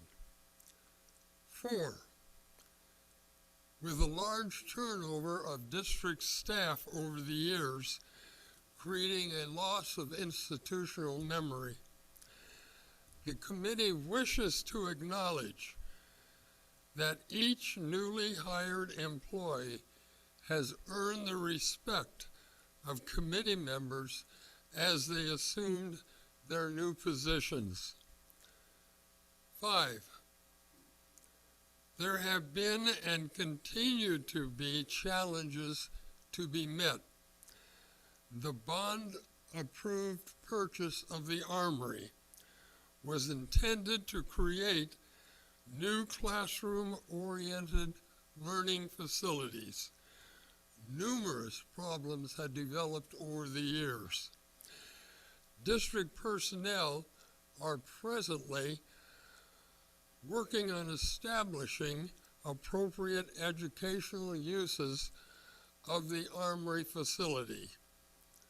Also, as a sideline, the question has come up in the committee recently on how in the future will the districts address meeting the needs of sustaining safe and healthy buildings as new maintenance will be needed. 6th, the bond committee shares the superintendent's thank you and wishes only the best to retiring Kim Hernandez. Kim has been a respected financial resource for any and all of our committee members in each of our committee meetings. In closing, I'd like to thank past and present bond committee members for their dedicated service. I am personally grateful that I've had the opportunity to serve the Santa Barbara School District's community as a member of the Independent Citizens Bond Oversight Committee for these many years. I too will be retiring at the end of this report. It has been a rewarding experience. Thank you. If there are any questions, we will make an effort to answer them. Do we have any public comment for this item? No public comment. Thank you, Mr. Stevens, for your report. Any questions from my colleagues? No questions? Okay. Yeah, Dr. Maldonado. Well, first of all, I would like to make a comment. Mr. Stevens, you are an incredible community member. You have served this Santa Barbara community way before I came, and even while I was here, and I'm sure you'll continue. Even though you're retiring, I don't doubt you'll still be doing things for this community. As a former counselor of Santa Barbara Unified School District, and not only just a former counselor for the school district, but also Ms. Hernandez's counselor when she was a student at San Marcos High School. A little known factoid, everyone. And we are ever so grateful for all of your guidance, all of your care, concern, and your great thinking that you've shared with us over the years. You will be missed. You're irreplaceable. I don't know how we're going to do it without you, but we definitely wish you an incredible retirement. And if there's anything we can ever do for you, please count on us to be there for you as well. Thank you very much. Thank you. I have cherished my 65 years of involvement with the Santa Barbara School District, teacher, counselor, coach, and then working with the Santa Barbara Teachers Association in conjunction with school boards over the years. I have memories that I have to share with my family all the time, and in one sidelight, as the superintendent knows, I am so pleased that my oldest granddaughter is now in her 3rd year of teaching in the Santa Barbara School District at La Cumbre Junior High School. And the one thing I keep reminding her as a teacher is when you teach, you're not really telling students what to think, but you're telling them how to think. And that will make you not only a better teacher, but each one of your students better students. Thank you, and good luck in the future. Thank you.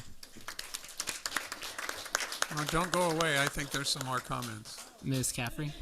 I just want to say thank you very much for your service on the bond committee. It's an extremely important job, and I hope, although both you and Ms. Hernandez are retiring, that we can still tap into your expertise. And I'd like to hear some of the stories from over the years. So, yes, I'll follow up if you don't mind, because, I mean, thank you very much. I really appreciate your service. I'm not going away. I serve on the Retired Teachers Board here, and we're desperately working on legislative issues now. Social Security, Medicare, Medi-Cal, school vouchers, and so forth. So you will be involved, I will be involved, and that's the way it should be. Thank you. Mr. Banning, did you have a comment? I was just, I hope it's not out of line, but there's an opening for a community member on the Finance Committee. I just wanted to share my thanks and appreciation, and when I see somebody like Mr. Stevens up in front of the board and serving the community, it's inspiring. It's great. You're a Thank great you, Mr. role Stevens.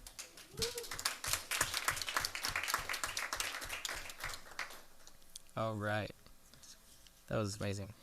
So that is E1. We're going to go back to E3, and we had a public comment card. I don't know if they're here. Yeah. Person wasn't here. Oh. Then is that John Carlos Estepan?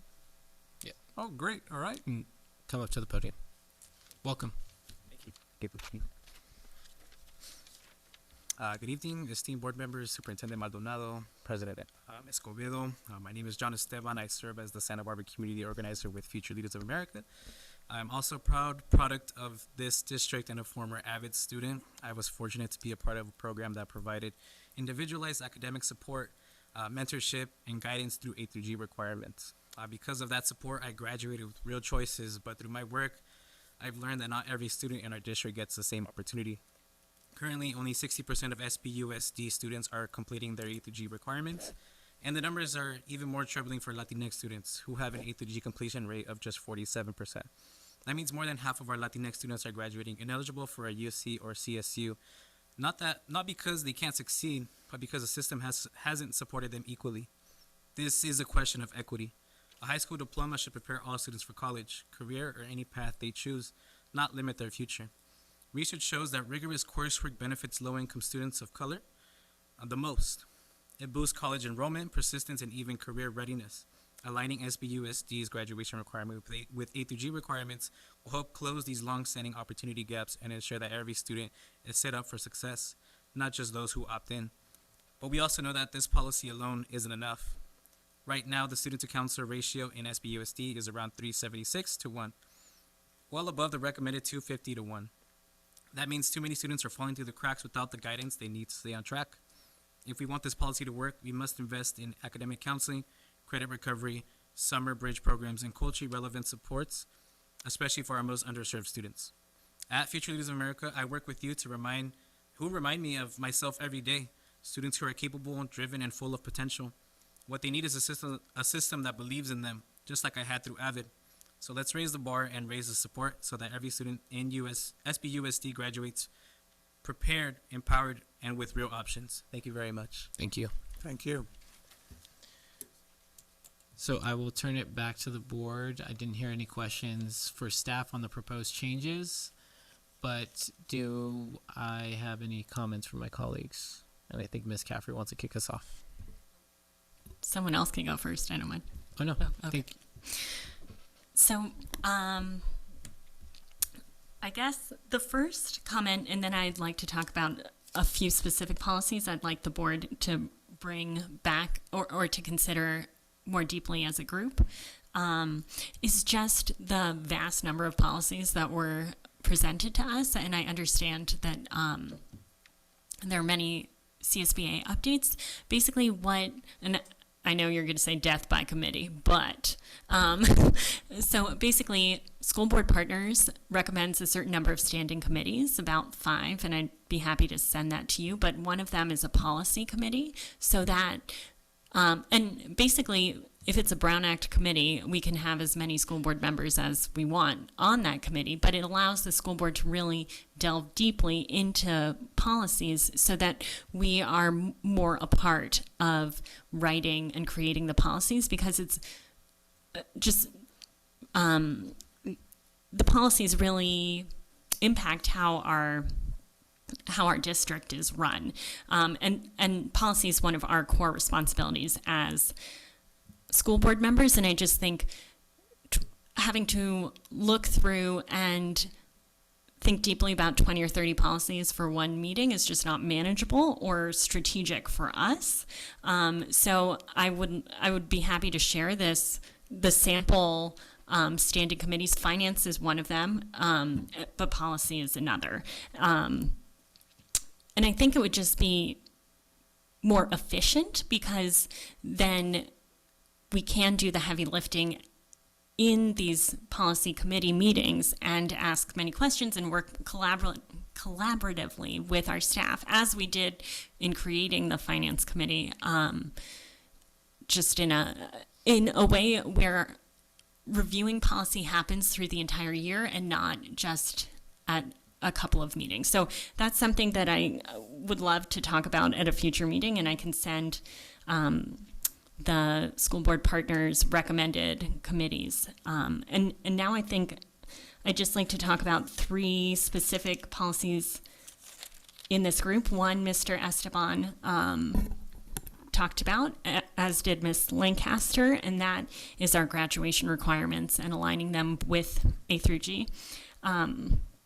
Trustee Beal and I had the privilege to meet with Future Leaders of America and their student council of leaders, and their main priority is the A through G alignment with graduation requirements. 1 second. Apologies.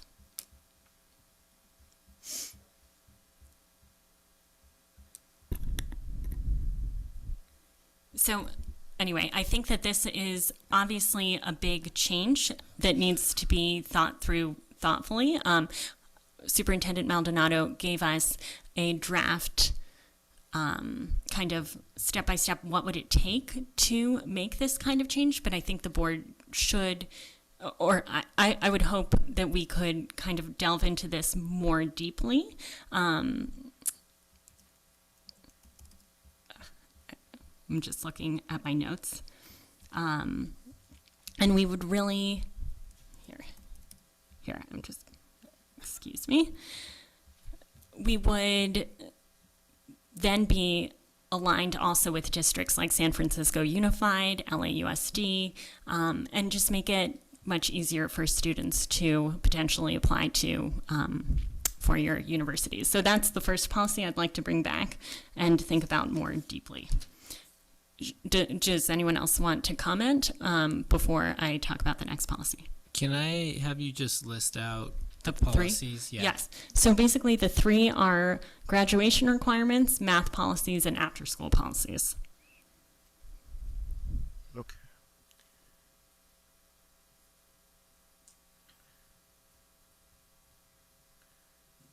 Okay, I have 4 things down for you. It's the policy committee, grad requirements, math policies, and after-school policies. Is that right? Yes. Okay.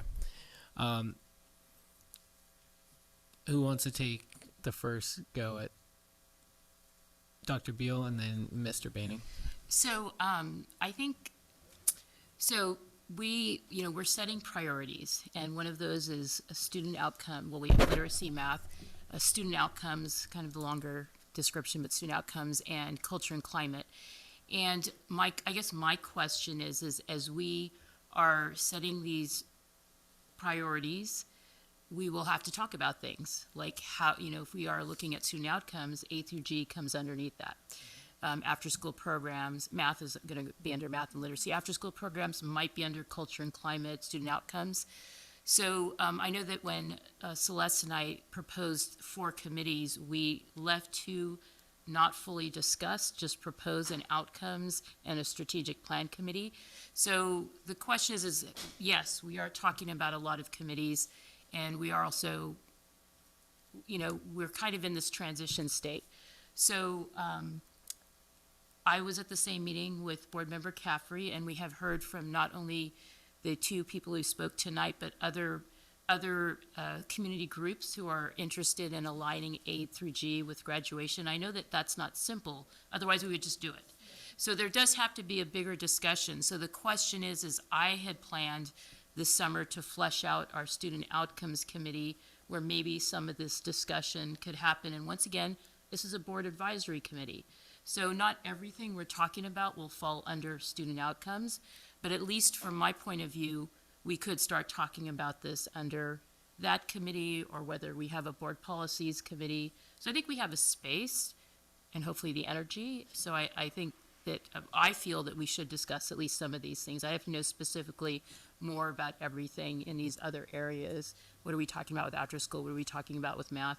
But definitely the A to G, I also feel very strongly about and feel like that is a discussion that we need to have sooner rather than later. That's my comment. Mr. Manning? I want to just take a different perspective about the item that we're hearing tonight. I'm going to say, first of all, if we're moving toward policy revisions that guide strategic planning and all that, that's wonderful. I want to focus in a little bit on the intent of these CSBA regulations and changes, because I think that what happens is that for every one of these documents that are here, March 24 all the way up through December 24, actually the earliest is December 23, CSBA keeps up with all of the laws and regulations that we must follow.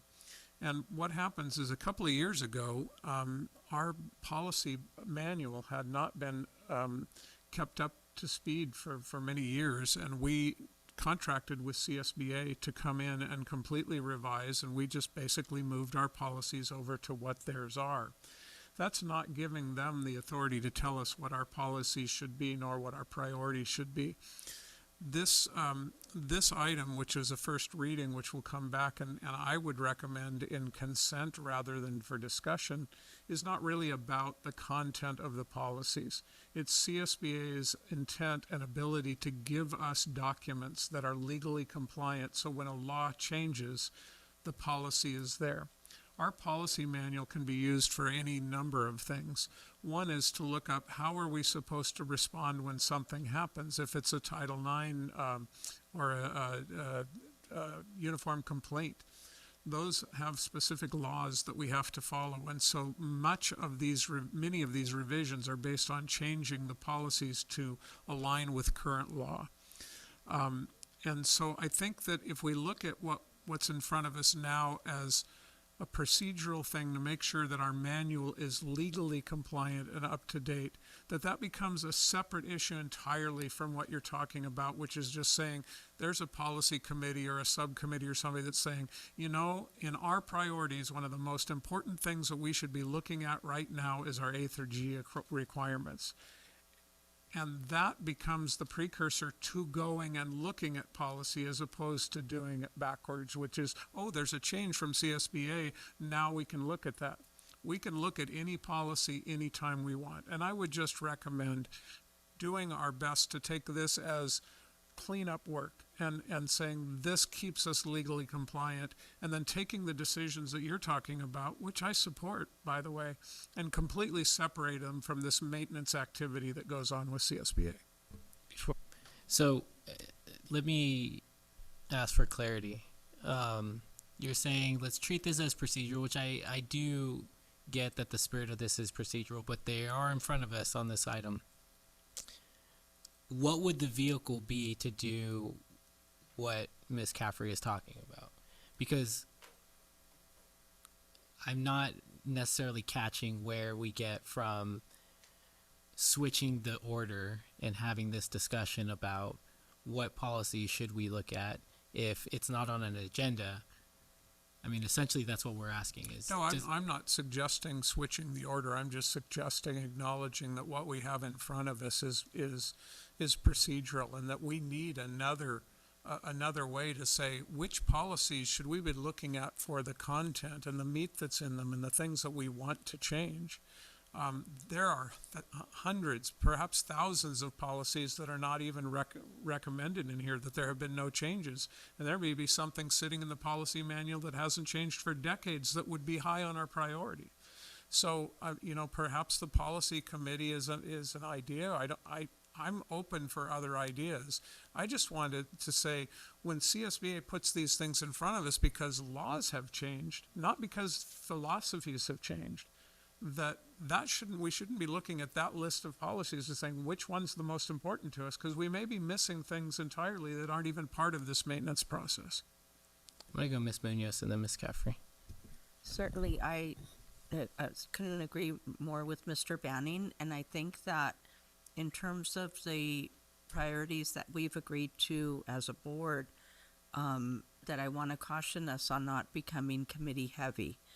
In terms of the focus of our district, and certainly there's no one that's going to agree with you more on A through G requirements. I have fought that battle, all along, for our students to have equity, and certainly Latino students and Latina students, or Black students, et cetera. However, I think as a district, we could do it another way than creating like another committee and such. And I'd like to, and that's not honestly, like, as I am well aware, as you said, like, that's not this agenda item. Ms. Caffrey, and then I have some comments. Do you want? No, you can go. Okay. So I think you make an excellent point about that we have a vast number of policies, and it is much better to be proactive and that we really need to review all of our policies and that we need to get into the meat of policy making. So I hear that. And then I also hear Trustee Munoz that is a committee the best vehicle? Is it not? But I think that it's worth having a discussion. How is it that we can think about our policies and have more impact and talk about them? I guess my question is, are all of these red lines legally required? Because, for example, like in the tech committee, and I'm just saying this off the top of my head because you have to tell me which, next time I'll note which PDF it was in. But basically it said something about AI. And to me, it seems like it just said AI may be used in schools or something very broad. And to me, I think we need to think really deeply about how AI is allowed to be used in school, and perhaps there should be board policy around that. So I'm wondering, are all of the red lines in that were given to us, were they all proposed by CSBA, or was there also staff input? Dr. Maldonado. So all the red lines are proposed by CA based on legal language of laws that have changed or ed code that has changed. The staff did not create those. The option we have is anything that's optional in terms of how, like, for example, we have a cell phone policy. I'll just use that example. The governor changed the law, but it didn't change our policy because we were already aligned to it. What we've changed is how we implement that policy. So at Santa Barbara Unified, we're going to the off and away all day, but at the neighboring district, they might say what we used to have, which is, they can have it at lunch or recess. So there's little nuances that we can change. I do, but there's language here that we do need to adopt for legal purposes to be in alignment. And if there were questions about an issue, we would rely on the policy, not our own opinions for how to implement whatever that case is.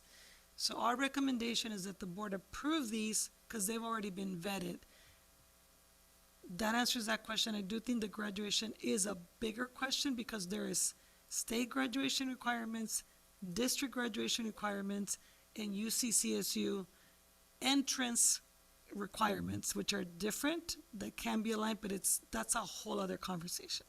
I hope that makes sense to your question. Ms. Gaffrey. I'm just wondering, could we bring up the tech policy? Because my concern is basically that we pass a policy right now that basically, tech was not. Oh, okay. So I guess after school programs, could we look at after school programs? Do you mind pulling it up? Because I think it would be helpful for everyone to see the red lines. Do we know which document that was in? December 24th. Thank you. Send his tweet.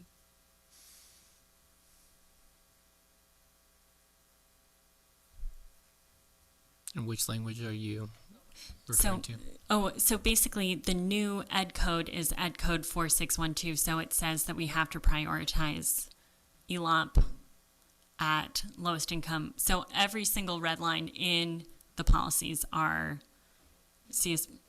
got it. Because, for example, yes. Thank you. You will know it's an ed code reference and it's not optional because the ed code citation is right after it. So that would be a gift for you if it was an ed code, which means required and we have to update it. Thank you. Thank you, because I'm new to all of how this works, so I appreciate this. You're welcome. That's why you have a whole cabinet to support you in this work. Thank you. So basically, the reason I would like after school programs to be brought back is because we've heard a lot about, basically some of these policies I think are more timely than others. So I understand A through G might take some adjustments, but several community organizations have talked about how important it is to implement this. Similarly, with after school programs, I think we need to talk about this policy sooner than later because many districts have ELOP funded free programs, but they also have PTA sponsored programs. And that is a board decision. And we've not had an opportunity to talk about that at any yet. And basically, that is a decision that will come up in the for next year. So I think, and I would be happy to talk about. I don't know if now is the forum or not, but it seems like, yeah, after school programs. Similarly with, well, I can pull up math. That some of these policies are very broad, and I just wonder if, yeah. So I'm going to narrow our conversation a little bit. I agree with you that we need some sort of vehicle to discuss this, and this is really the only one that we have at present. The policy committee idea is not the worst one, but I'm reluctant to support another committee unless the board is ready to tell me which committees we're getting rid of. We have way too many committees. And I think for me, graduation requirements is a conversation that we need to have regarding A through G. I could support that. What I'm hearing from you, Ms. Caffrey, is that you want to discuss these topics, and I hear the urgency. Right now, I don't think from the dais is the best time to have these discussions. I think it's more about gauging the support of the board on, one, which conversations do we want to engage in the future so that we can have a more substantive conversation that's a little bit more educated. Our staff can be far more prepared to support us in those conversations. But not necessarily getting into the details of what we want to change in these particular policies. And if that's even the appropriate route, right, we might be able to address some of these topics without even getting into policy. So I want to hear from my other board members about whether or not we want to come back with a policy committee. As part of that discussion, I really want to talk about which committees we are either consolidating, getting rid of. It's becoming unwieldy. Like every meeting we're starting a new committee or discussing starting a new committee, and we just can't do it. I mean, earlier this board meeting, we're asking for one more day to review the agenda, yet we're going to add more committee meetings to our calendars. And so I find that somewhat hard to balance. So I'm going to ask the rest of the board kind of how they feel about having the discussion about a policy committee, along with the discussion of just our committees and consolidation and which ones we're going to get rid of.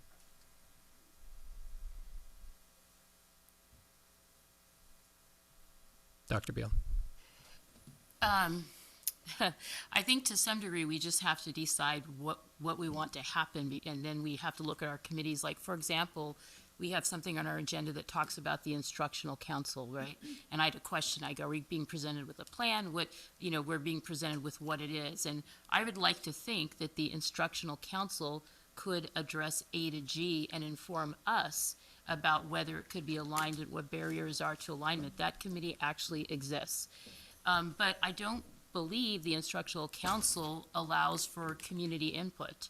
There are no board members involved, and there are no community members as far as I know. It is just school site staff and district staff.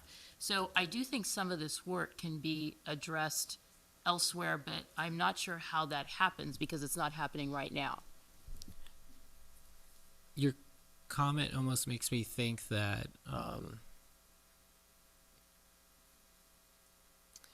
going back to Ms. Caffrey's comment about being strategic and us talking about having a strategic plan. I mean, we just set priorities for the district, and we're going to go validate those. Each of the topics that have been brought up fall under one of those categories. I think, Dr. Beal, you might have highlighted that earlier. Mm-hmm. Maybe the most prudent way forward is actually for us to stay the course and continue on the strategic plan course. And as part of that, when we start defining each of those categories, that is the time for a discussion for each and every one of those topics. And obviously, we want everything to happen now. We want all things now, but we just can't have it. And I think part of this strategic plan process can provide the avenue for a really substantive conversation And at that point, we can say we need to change board policies that relate to each of those topics rather than trying to take up all of the policies at the same time. Ms. Caffrey?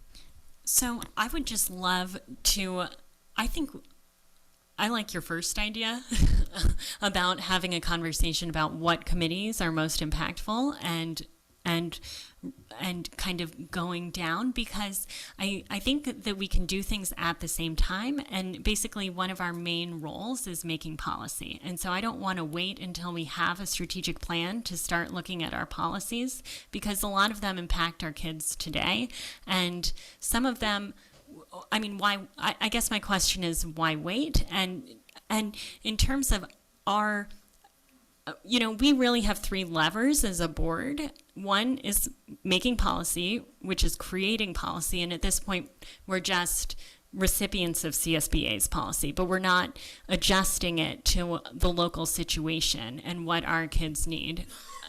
Two is the budget, and three is the superintendent. So those are our three levers of power, and if we're not making policy, then we are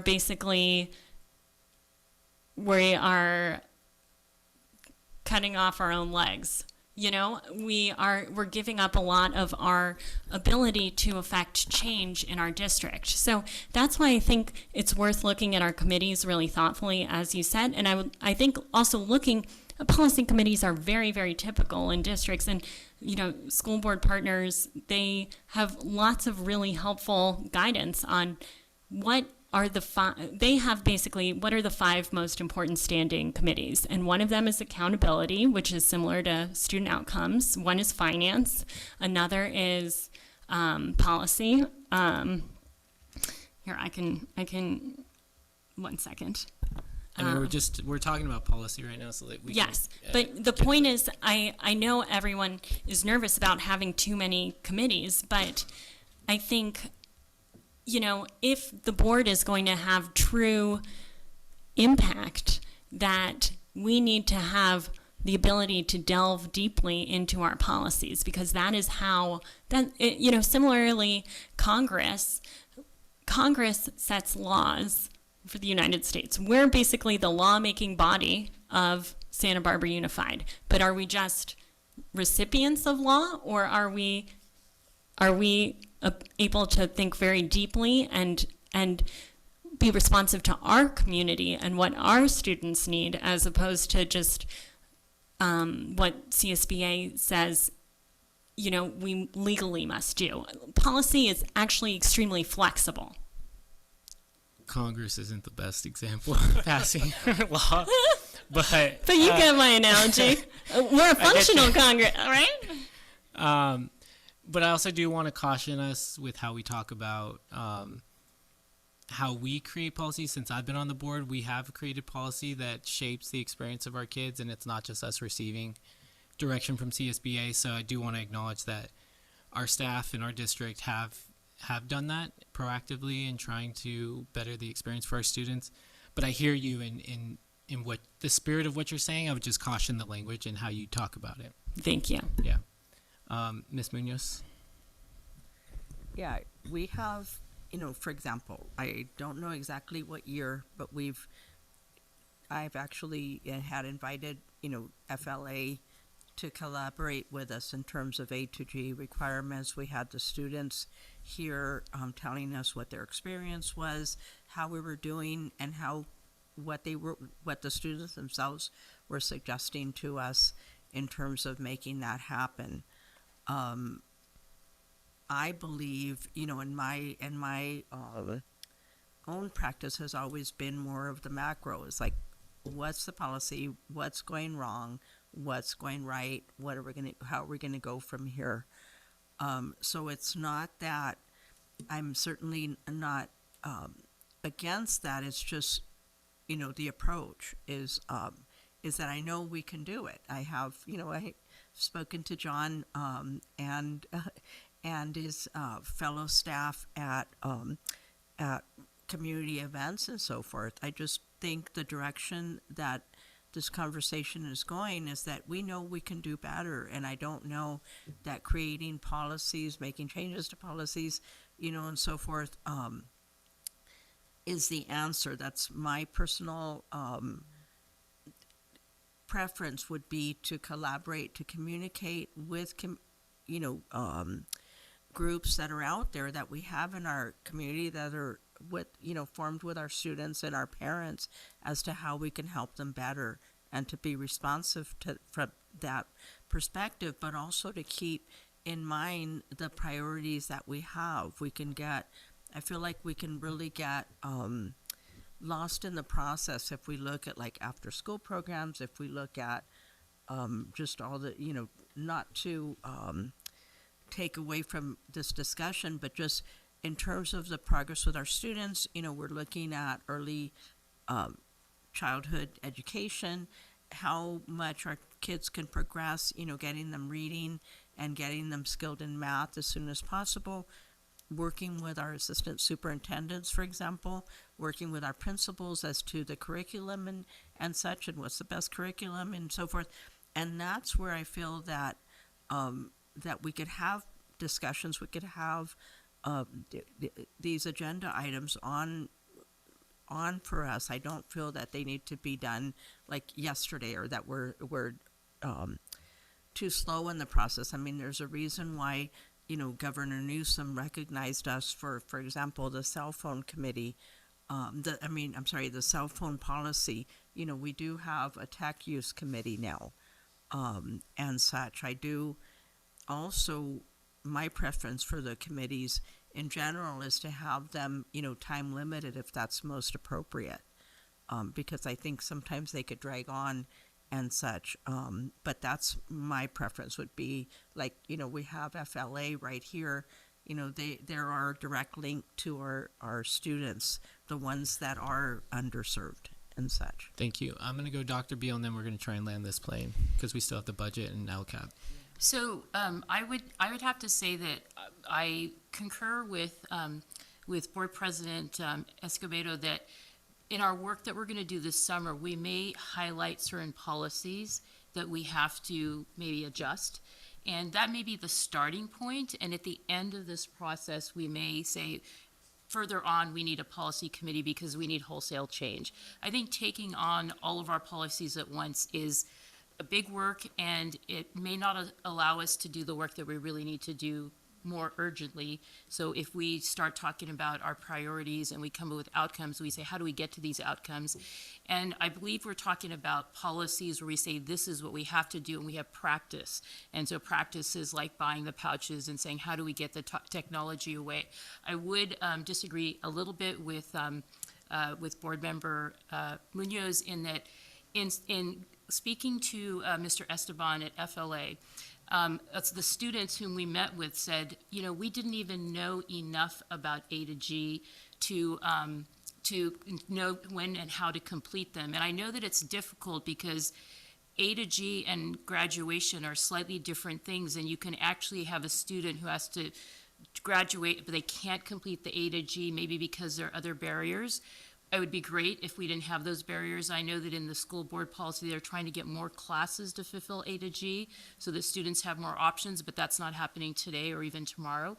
But if we talk about policy, the counselors now have a checklist, and that was actually initiated by the Dos Pueblos counselors, and they've spread those to the other high schools.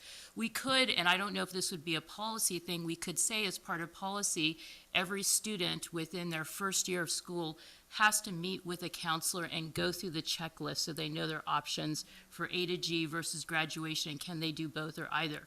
That's something we would put into policy that would actually have an actionable effect, right?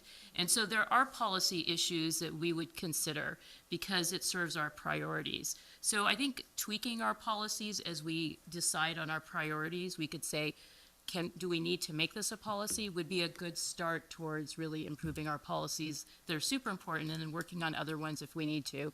Policy committee in the future, probably not right now yet. Thank you, So I appreciate just that. to, I feel like I have the, need to respond to that. I just don't see that needs to be forming a committee. Thank you. Ms. Caffrey, and then we are...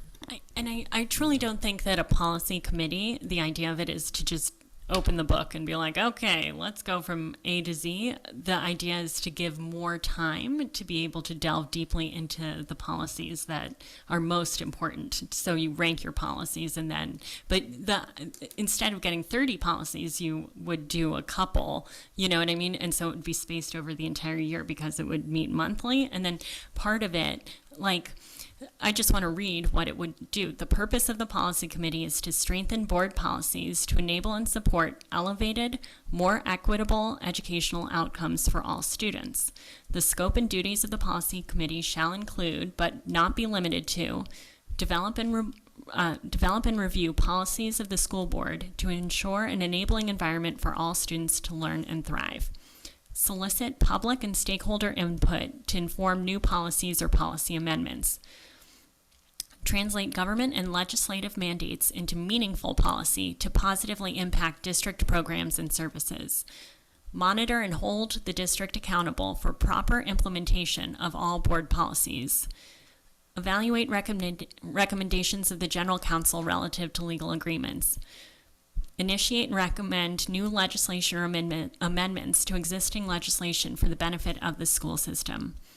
Oversee lobbying activities as necessary to ensure communication of the school board's position on legislative matters to legislators and stakeholders. So I think that it basically is multifaceted. You deeply look into policy, get stakeholder input, and also, anyway, I can send this to you. But I guess before we close this out, I'd like to just talk about after-school activities because it is for next year.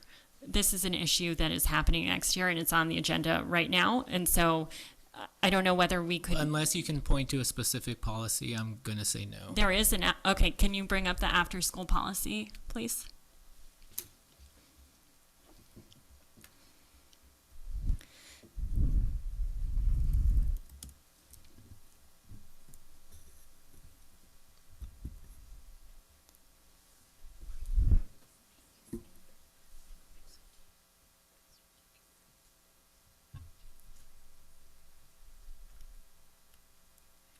Skittles.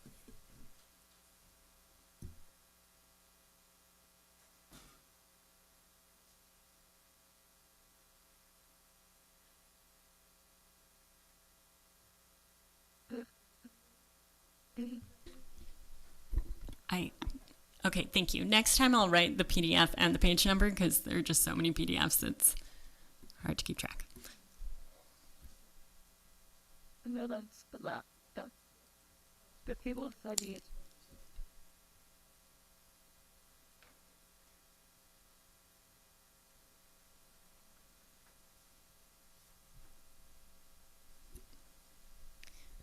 Okay, so basically, right now, our policy prioritizes offering ELOP programs, which I think is excellent, free and reduced free programming for students. We've heard from public comment over a couple of meetings that basically at some of our schools that previously had PTA organized programmings, that at those schools they used to have 15 to 17 programs a week, and now they have 2 to 3.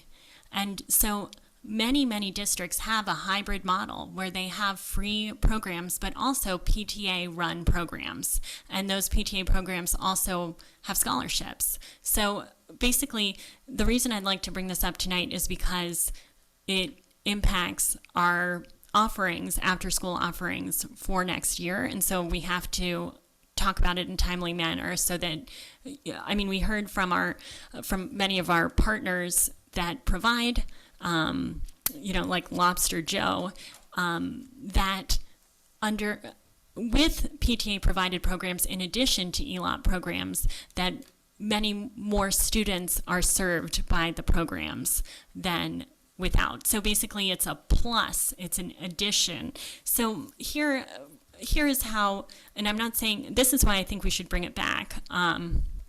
But for example, we could write policy that says, the district encourages collaborations with parents and guardians, parent and teacher associations, parent-teacher organizations, and other community-based organizations, in addition, to ELOP. So right now, our schools do not have permission to allow PTAs to run programs.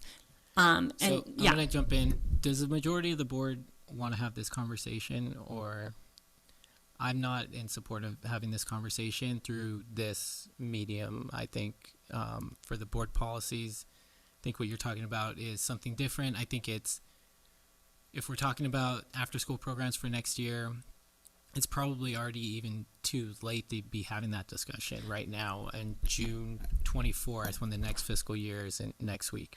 So so we got an email from Corey, who told us that it is not too late, and basically that PTAs can use a platform that is free to the district, and they could implement it tomorrow. So That is- basically, this is a policy discussion.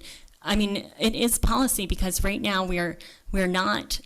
You're talking about a suggestion from a vendor, and so I feel really uncomfortable about suggesting changing policy based on the comment of a vendor. So I'm gonna say may I no, just- no. I'm gonna say unless there's a majority of us that want to have this conversation, which I heard Mr. Banning say no, and Ms. Munoz is not here. I don't believe that we're authorized to be having this conversation. Yeah. This was not appropriate. A discussion about PTA and after-school programs was not agendized.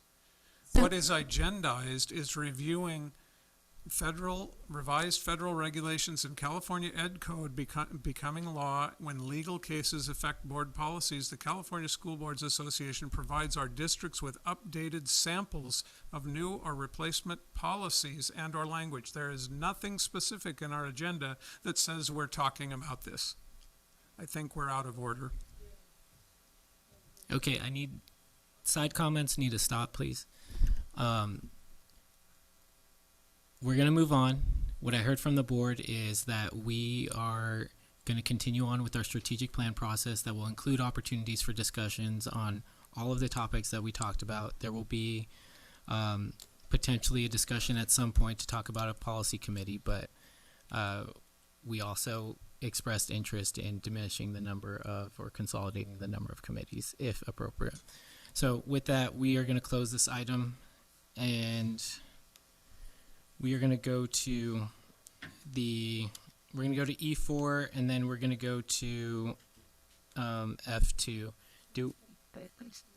Yeah. Let's do you want to do E4 first and take a break, or take a break?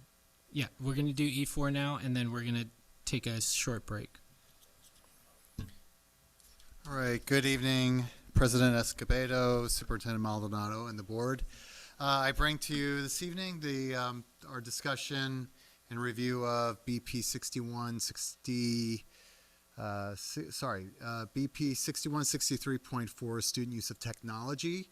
And again, that it was brought up earlier. It does include language regarding AI. At the same time, it's including language on how to use it in terms of the policies that we currently have, which includes, addressing cheating and so forth.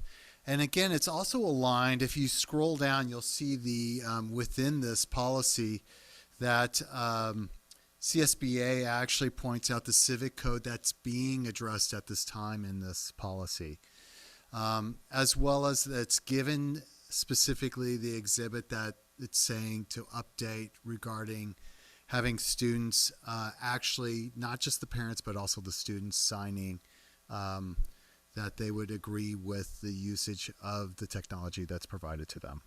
So with that, I present this to the board. There's no public comment for this item. Are there any questions? Not seeing it. Not seeing any. Are there any comments? Ms. Gaffney. Actually, I have a question. So it says students are allowed to use technology, including AI technology, in accordance with district policies. Can you tell me more what the district policies are around AI? Well, right now we have limited policies. So when we talk about policies, we're talking about like board policy. We do not have a board policy for AI. And we have been looking at other school districts and other examples of it. I know ETS, we have specifically been looking at how to use AI in the schools.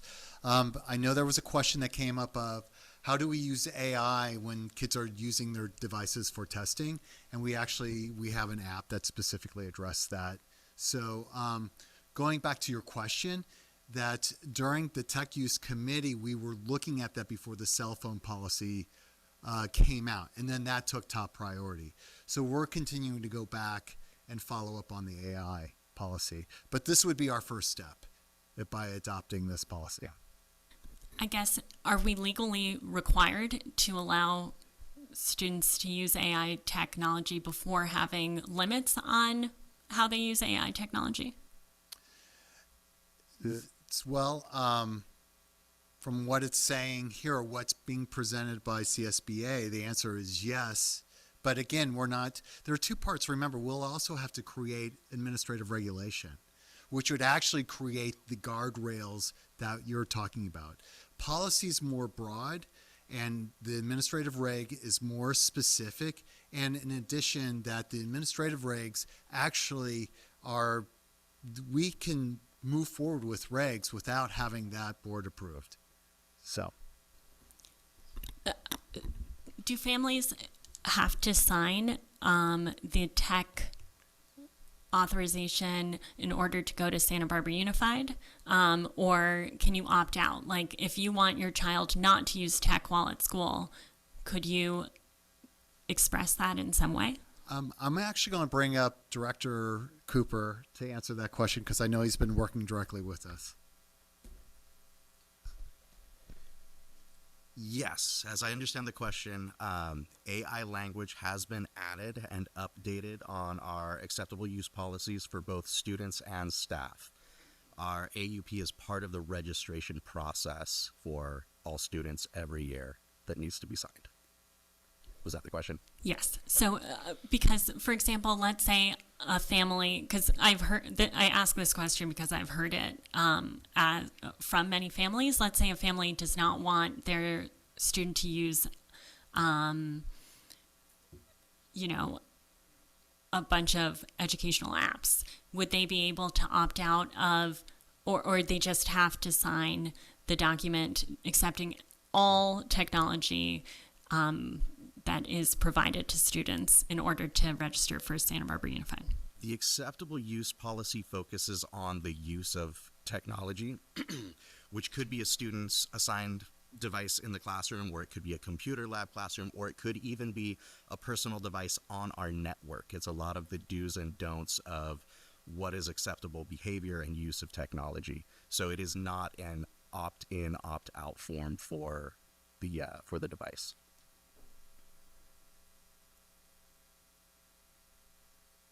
Thank you. Additional questions? Mr. I have Banning? a question.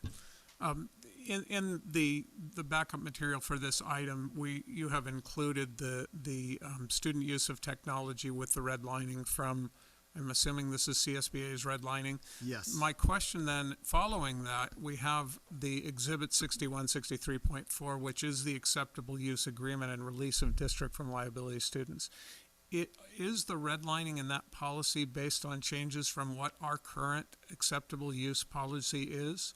Or is this, because sometimes CSBA provides exhibits. So I guess what I want to know is the exhibit that's standing there reflective of what our acceptable use policy is? The exhibit that's actually showing, that's the CSBA exhibit? Is that what you're asking? Yes. Yeah, that's what it is. But so the redlining of that exhibit, the exhibit even before that doesn't align with what our exhibit is. Is that correct? Our acceptable use agreement?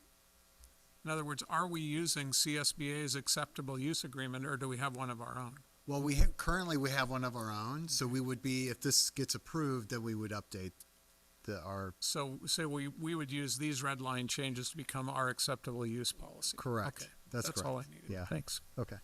Other questions? Comments? Okay. Oh, Dr. Beal. So, you know, really, these are kind of like the legal guardrails where they're saying this is to protect, you know, us.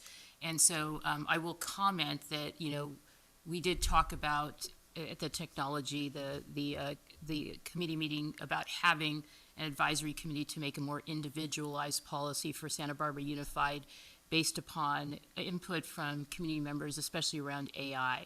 So I believe we are still eventually going to move forward. We haven't proposed that committee, but that's once again to try to make sure that we are using AI in a way that benefits our students without creating, and this is kind of with the input of teachers and all that other stuff. So I think that is still our future goal if we can get that in place. Yeah, just want to make sure. Dr. Maldonado. I say this with all due respect, to shed light on sort of what we're struggling with these comments and questions, because Rob Cooper has been trying really hard to get AI policy done in that committee, and then we sort of got railroaded. You know, we got derailed this way and that way. And so as you think about all these the committees and things like that, giving the space for people to do that work and get it to the finish line is also really important. So I'm just going to remind maybe myself and us to, as we're making these decisions, we really want to understand more from people that are actually doing that work. Because I know, Rob, you've been trying for almost 2 years to try to get this done, if I remember correctly. Am I saying it wrong? That is correct. And in fact, our district does have AI guidelines that we have shared with teachers and administrators already. We are a leading district in that sense. Our guidelines have been shared and looked at by other technology leaders throughout California. My comment is not meant to shed blame or anything, but it's just like an example of how we want to be thoughtful so that we can get things to the finish line. That's all I'm trying to say. Thank you. And making policy on AI is a little bit like chasing a bullet train. Yes. Yes. It's yeah, I'm not sure what it's ultimately going to be able to look like. Right. Other comments? Okay. We will close out E4 and we're going to take a brief break. We will come back in 10 minutes at 8:40. Welcome back, everyone. We'll call this meeting back to order at 8:43.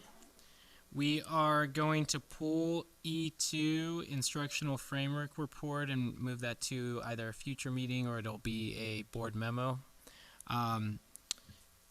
That takes us to F2, adoption of the Santa Barbara Unified School District 25-26 fiscal year budget. Welcome, Ms. Hernandez, for the last time. She says 1 second. Well, while she's pulling that up, I want to say that I am very proud to bring the 25-26 adopted budget to you tonight.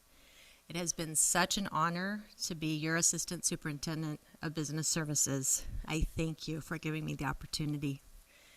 The fiscal team, with the support of Dr. Maldonado, has been working to try to make our budgets easier for the community to understand, and that's what we're going to do here tonight. Are we ready? Okay.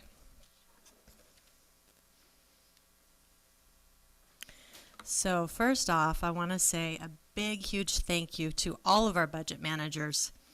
We're here tonight to talk about the adopted budget, but that is made up of so many different budgets.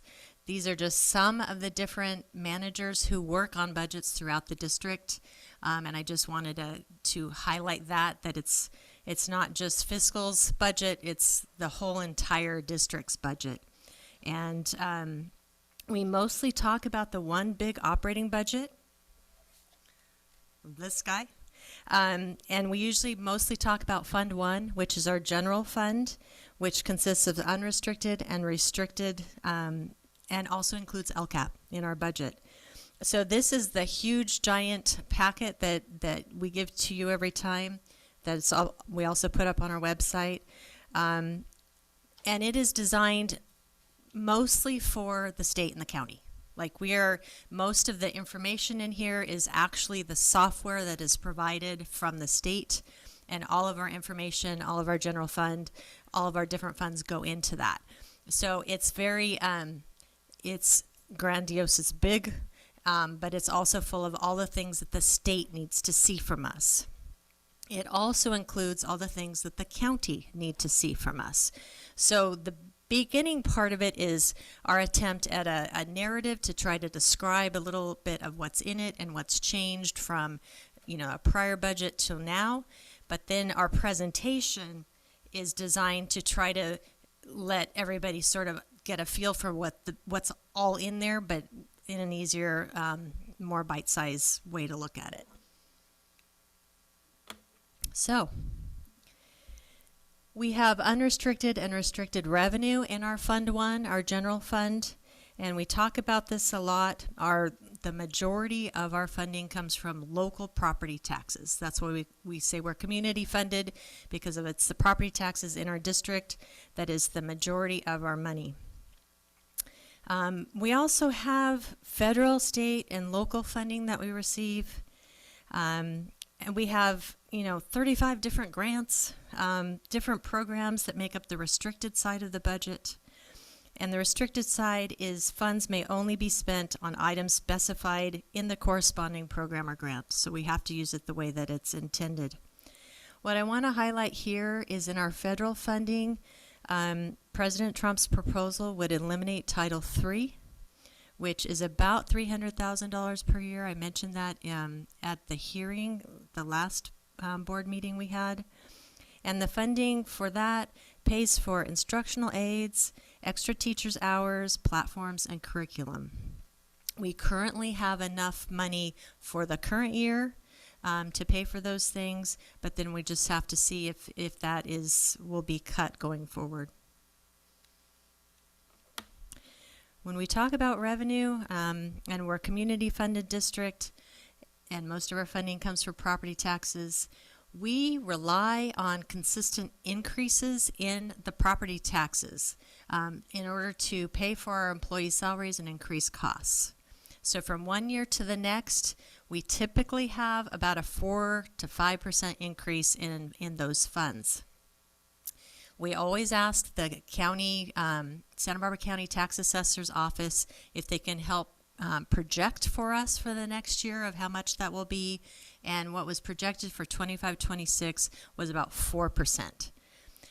To remind you, we don't even know what our current year 24-25 is going to be because we haven't received all of the funds for that yet. We should know in the summer what that's going to be, but at this time we don't.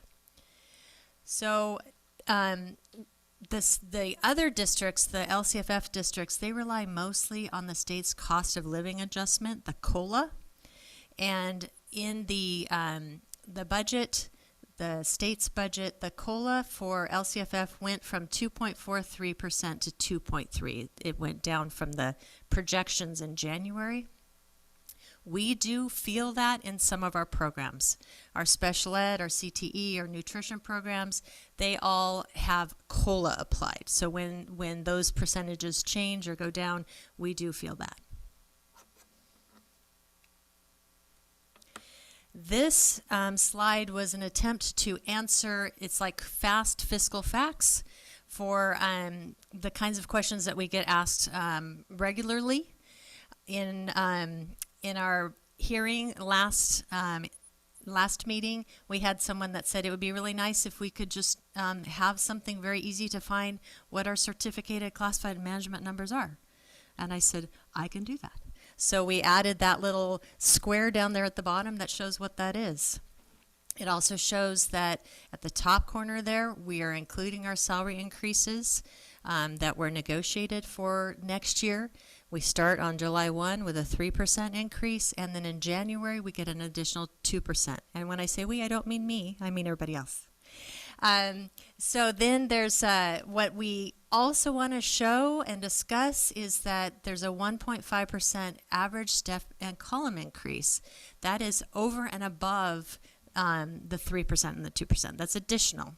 And most everyone gets that increase from one year to the next. It's an average of 1.5%, unless you're at the very top level of your step or column. We also want to talk about 90% of our total general fund revenue goes to salaries and benefits, and of the unrestricted only costs, it's 85%. So those are the kind of things that we have talked about before, and I just wanted to have easy access for people to grab those numbers if they need them. In the bottom there, classroom compensation CEA, that is a requirement that 55% of our expenditures need to go to classroom compensation. That's for teachers and for paraeducators. We are looking at 56.09, so we're over the requirement. Okay, this is just a simple pie chart just to give you a peek there of salaries and benefits is 85.8% of the unrestricted general fund expenditures. The state requires us to fall within the range of 80.8 and 86.8. So we are on the higher end of the range that the state requires us to be in. So we're looking good there. This is a brand new chart that we're trying to give a pictorial of the unrestricted and restricted expenditures. This is revised from what I submitted on Friday because we found an error that was in one of our school site numbers. So when we fixed that, we thought that we could, given the opportunity to make a change, that we would go in and actually add more slices of the pie. We wanted to dive a little bit deeper, focus the microscope a little bit harder so that we could actually see more items there to really help the public to see kind of what's in our budget. So a couple of things that we added up there at the top is transportation, vehicle and copier leases, property and liability, and I'm trying to see charters and private schools. Now here's a correction that I also made because I had originally shown what it is that we pay to charter schools of our property taxes. And even though that is actually a cash out the door, it's something we pay them I was including it as an expenditure. The state actually, for accounting purposes, requires it as a reduction in revenue. So this isn't a revenue chart. This is an expenditures chart. So that's what's different. So this is kind of our first attempt of trying to make things a little bit easier for the community to understand, to see how much is provided to, how much is spent in elementary, junior high, and high schools. As you can see, between the three different groups of schools, we're mostly a secondary. We're junior high and high there is much more than elementary.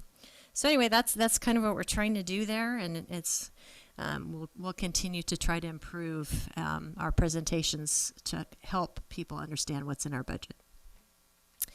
I did a cost per school site analysis. I have highlighted in yellow because I did update each of them since I submitted on Friday.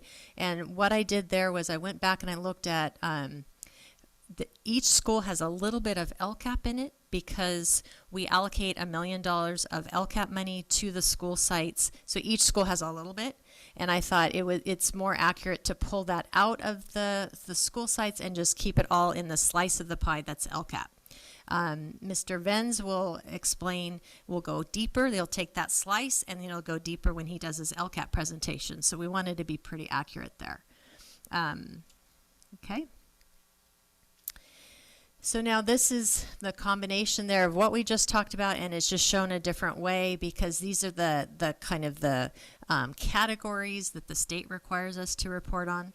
And so that's there. Again, salaries and benefits is 90% of the general fund revenue. This is new. We thought we would do kind of some bullet points of budget at a glance to kind of help people. Compensation, we're including in there the salary and benefit increases. That step and column increases I talked about, that 1.5%, that's $2.2 million. What's also included in compensation is $1.5 million in stipends. I had a comment there I was going to read about stipends. So that's just one of the items that we have negotiated with our labor union about extra pay, extra hours, those kinds of things is included. So we wanted to capture all that. Required adjustments in our budget, we are still assuming that $4.2 million in cuts in 25-26 until we know better. That's where we're assuming that, and so that's included in our budget. I'm not going to go over each of the points there. We talked already about the secondary teachers actually increased because we had an increase in enrollment. I mentioned that last time. And our increase for the property and liability insurance was about $700,000. Some other pieces that we are including in our multi-year investments. UTK, we've talked about that one a lot. The home to school transportation, that's our, Zoom and our MTD costs. But I also wanted just to add, just for clarity's sake, just because we don't talk about some of these items, is counselors. How much do counselors cost? We've got $4 million in the budget for counselors. We have 9.6 FTE of campus security in our budget. We have 18 FTE of library technicians and media specialists. And one thing that we don't talk about very often, but is really important to support our teachers, is we have substitute teachers, and that's about $2 million in our budget for our substitute teachers. And then LCAP we will talk about later. So I'm going to bring up Lacey.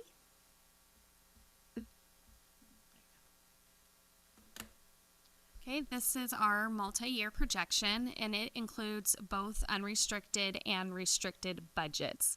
At the back of the budget report, you'll find the multi-year projections broken out individually for unrestricted and restricted, and there's also more detail in the back for those that want to look at it. So on our multi-year projection, we're estimating the property tax growth to be 4% for the current year and the 2 subsequent years.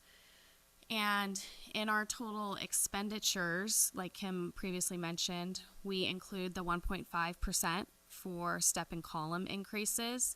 And then we also adjust any benefits based on what PERS or STRS is estimating any changes, and we do an average increase in health insurance of 5%. There are other changes that are made, and those are also listed in the budget report for reference with the dollar amounts. All of this leads to our deficit spending, so our expenditures are exceeding our revenue. So that deficit spending is eating away at our ending fund balance, which we also refer to as reserves. So in order to slow down that erosion of our reserves, that's why we have put in the $4.22 million in salary and benefit cuts. And then that brings us to, at the end of 27-28, a reserve balance of 4.34%. So we're above the state recommended requirement of 3%. So I'll turn it back over to Kim. Okay. We've received news just this afternoon, and I just wanted to share it with you. So there has been an agreement between the governor and the administration and the legislature on the Budget Act. They're expected to vote on it on Friday. And they gave us some highlights as to what they expect is going to be in it. This is from the Capital Advisors. So one of the things that's we're really happy about is that they are going to fully fund the discretionary block grant. They asked us not to put that in our budget because it was so risky, and it looks like they're going to fund it, which is exciting. Another thing that is included is some money for the Learning Recovery Emergency Block Grant. Remember, they gave us money, they took some money away, and now they're going to give us some money back on that. So that's exciting too. There's $160 million in the budget for a school meal support grant, which should help us too. The ELOP funding, we're going to continue to get ELOP money. The tier rate might be changing. So all LEAs with 55% or more unduplicated pupil counts will see an increase in some ELOP money. But here's the kicker. Ethnic studies remains contingent upon an appropriation, and there's no funds in the budget for ethnic studies. So what happens next? They will vote supposedly by Friday, and then that will be the budget. But that doesn't mean that they're done. What happens next after that is that there will be trailer bills that will come out. The budget will say there's this amount of money that's been going to be allocated, but we don't know yet. Is it truly a discretionary block grant? Is it unrestricted? Is it restricted? How much is it? What are the rules? What are the strings on each of the items that are going to be added? So we wait for that, and there's no actual deadline for that. So the understanding is we start the school year with our budget once you approve it, and then we have an opportunity, districts have an opportunity to revise their budget at the 45-day revision process, or revise it. You don't have to. You have the opportunity to do that, or you can just revise everything at first interim, which is November, December time frame. So that's it on what we know to date. I'm really super pleased to see that we're above 3% in that out year. I was biting my nails waiting to see what the numbers would come out, and I'm very pleased with where we are. Normally, across the state, those numbers are usually closer to 20%. So we're pretty low. But anyway, that's what we've got for you tonight. Thank you. No public comment for this item. Do we have any questions from my colleagues? Dr. Beal. I have 3 questions. 2 of them are just very detail-oriented. On the budget that we were given on page 8, I just have a question on the restricted revenues. I was curious about the fact that we have restricted revenue that's attributed to property tax. I always just assumed our property tax went into our general fund, but it looks like there's about a little over $4 million that's considered restricted or goes into our restricted funds. Why is that? I'm just trying to understand, how the money gets to which place. So that's property taxes that we receive through SELPA. Okay, so that's why it's restricted. So Yeah. let me just write a note. So that's so SELPA. That makes sense. Okay. Okay, just trying to continue to understand our budget. All right, and then the second question, when we look at on page 12 that shows that purple, that's our restricted, the reserves go down. Now, if I understand the situation correctly, that purple block changes every time we receive grant money. Like, it's really large at the beginning because that grant money, if I'm understanding correctly, gets spent over a period of time. So here's this bigger reserve in the beginning, but the grant's there for like 3 or 4 or 5 years. And so that reserve gets smaller as we spend it over time. Is that correct? Is that why it goes from being like a big purple block to like almost an absent one 4 years later? Is we're just accounting for what we already have received? Yes, there are 2 types of grants on the restricted side of the budget. The grants that have ending fund balances that become part of the reserves that you're seeing there, they're actually listed as the last page of Form 1. So you can see specifically those grants that have the ending balance that make up that reserve. Okay. What you don't see in that reserve are the grants that the state calls them unearned revenue grants.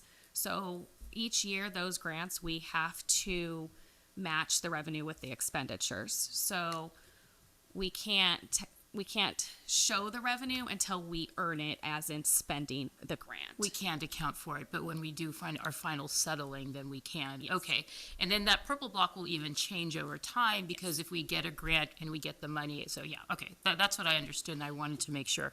A question that I asked before the meeting, which was probably misunderstood, is I'm always trying to help people understand the idea of a reserve.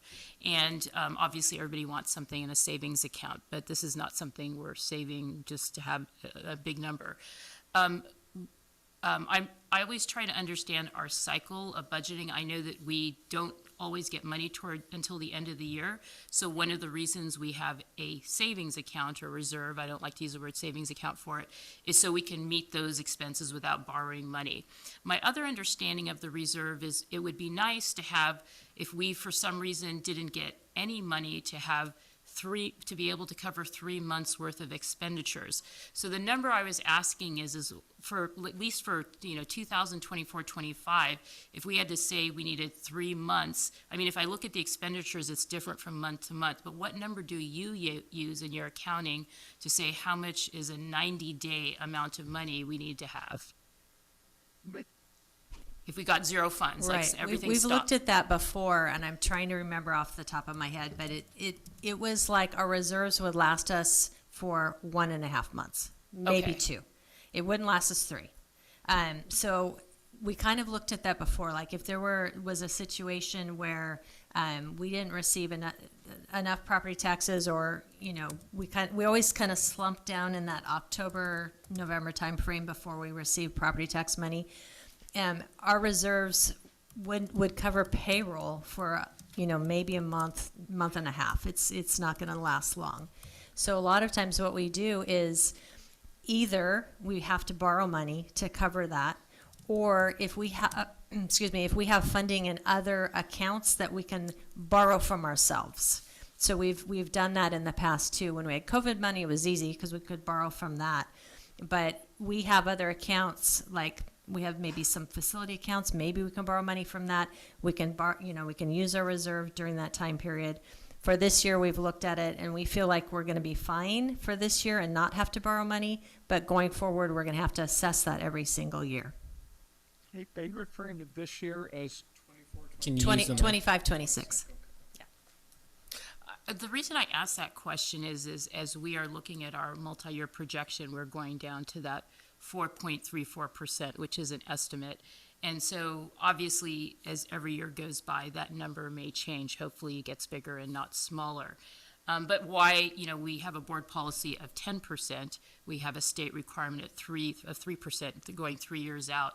And so I think what I'm trying to get clarity on and actually provide clarity for our public is, is that even enough? Like the 10% is probably a decent cushion. 3% is probably getting really skinny. What's the number we're aiming for? Because we are always asked, should it be less than 10%? Should we get down to the bone to 3%? And I think that's really the understanding I'd like to see everybody have over the next year, is why we try to have a reserve and what are we actually cushioning ourselves against, right? And so that's why I keep asking about this number. So it sounds like we, with our current reserves, which like for 2024, 2025, 11.22%, which is some money we haven't received yet, right? Right. That's still, we would only have a month and a half to cover payroll, or? I know it's a complicated question because the money's always changing, but. Currently, our payroll runs about 18 million per month. Yeah. So we wouldn't be able to just cover, but next year payroll will increase. Yeah. Because of the salary increases, so that number will go up. Okay. And then also just to add one note, kind of ties in with the reserves, we're also notified today that the state is going to defer their June payment. So we were supposed to receive $3 million from the state this month. We're now not going to receive that cash, but we will receive it in July. So just another reason why to have the reserves, because this all happened today. Okay. Thank you for answering those questions. I appreciate it.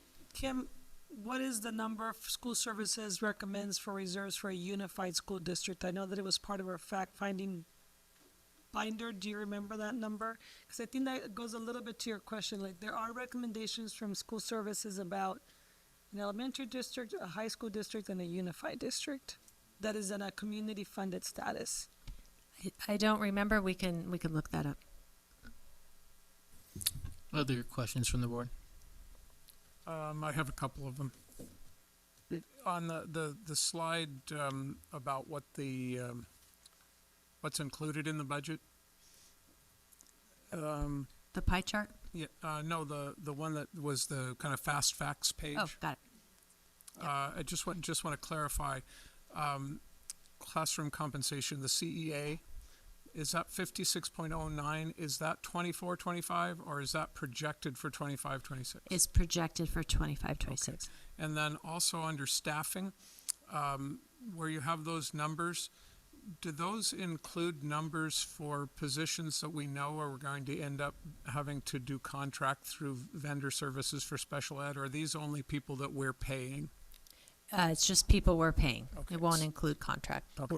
And those people that are being paid through vendor services and are not our employees don't count into that classroom compensation number. Is that correct? That is correct. And that is something. Even though they are direct service. That is correct. Yes. That is something that we have talked about with some of our advisors and wanting to get clarity on that, because especially during the COVID time period when we had classified staff that we couldn't hire in the classroom, the paraeducators, we ended up we need to have staff in the classroom. So we hired temp service people, and they're contracted labor, so they don't count in the number.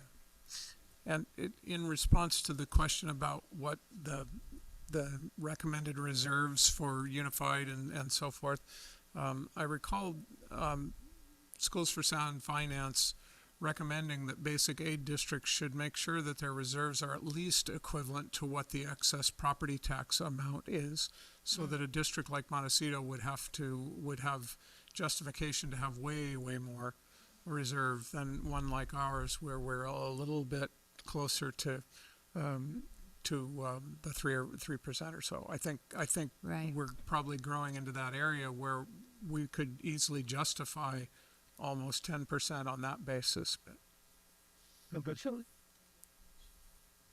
Dr. Maldonado? I actually found the binder data point, and when we received this in 22-23, we were 5% below the average for a unified school district. We were at 17%, excuse me, and the reserve recommended for our district like ours is 22.19%. Yeah. So we are well below that. Yeah. Other questions from the board?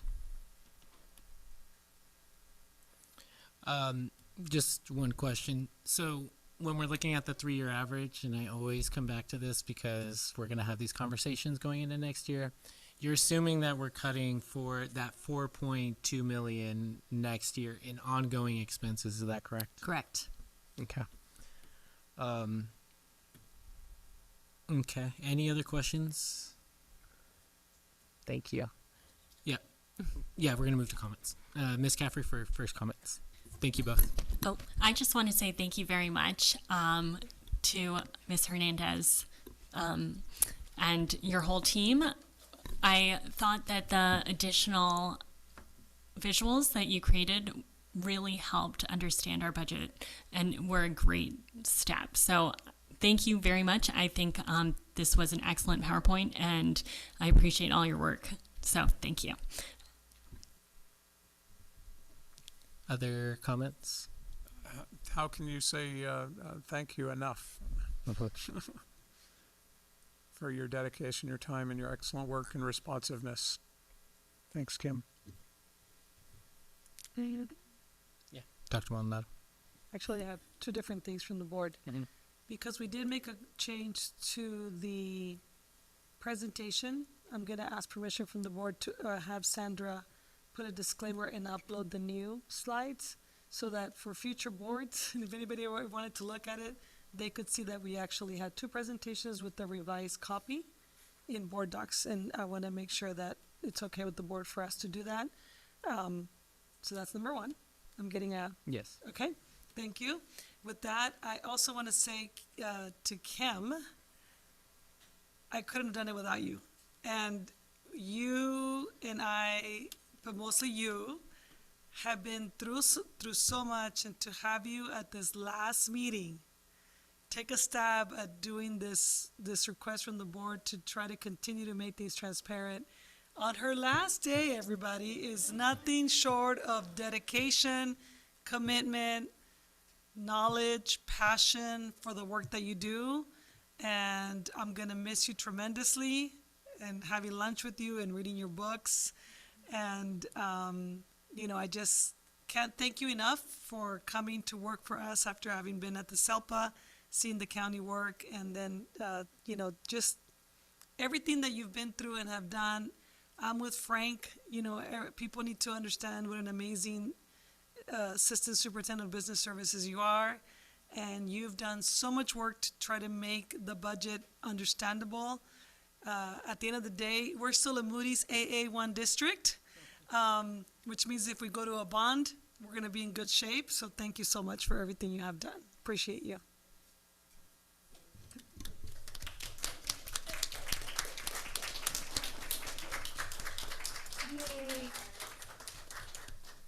We haven't voted yet. Should we be applauding? Yeah. Oh, no, you guys should vote now. Yeah, we should. Vote now. I will also extend my thanks, and we'll make it official with a vote.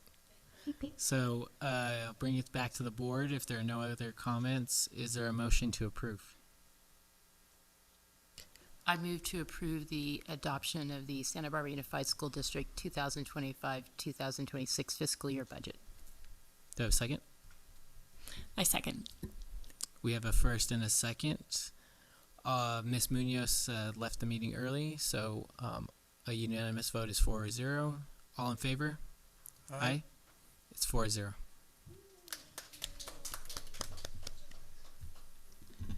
That takes us to our last item, approval of the Santa Barbara Unified School District 2025-26 Local Control Accountability Plan. Welcome, Mr. Vince. Thank you. So, since we've approved, or I should say you have approved the budget, the second part of this process, which is required by law, is to approve the Local Control Accountability Plan. Just to let you know, this past month, I've been working closely with the Santa Barbara County Education Office, and they're reviewing this document, making sure that we are compliant. So we've been working closely with them and bringing it up to this level to make sure we're good to go. A couple of items that I want to bring to your attention. Number one is that if you looked at the pie chart, you'll notice that the majority of our funding goes towards what? Staffing. Right? That's the first part. So that's about, if we're looking at, so there you'll see that the majority is towards staffing. The other thing is, just to be clear, is that within this, we heard from Ms. Hernandez that the schools received their LCAP funding. And that LCAP funding is actually folded within this. And what we did was we sent schools about, it was $830,000. So that's how much school sites had discretion to get, to use their LCAP funding and aligned to their single plans or their school site plans, right? What we did is, once they submitted their school plans and their budget, we looked at everything and we took that money and applied it to each category. So not only did we just say, here's the money, we did the analysis to see where it would fit in within this. The last thing I want to bring to your attention before ending this presentation is that this is the amount that you see, the 21.6 million or 0.7 million. That's the specific LCAP funds. But when you look at the document itself, if you look at the plan as well as you look at the expenditure tables, you'll notice that we were actually spending in the LCAP an additional $5.3 million from other funding sources. One of the things that we don't have to do is identify those funding sources in our plan, but you'll notice that we do that. You'll see that, as well as you'll see what's identified in the tables as well. And with that, I close my presentation to you and to open public comments. Thank you. Do we have public comment for this item? Moni DeWitt.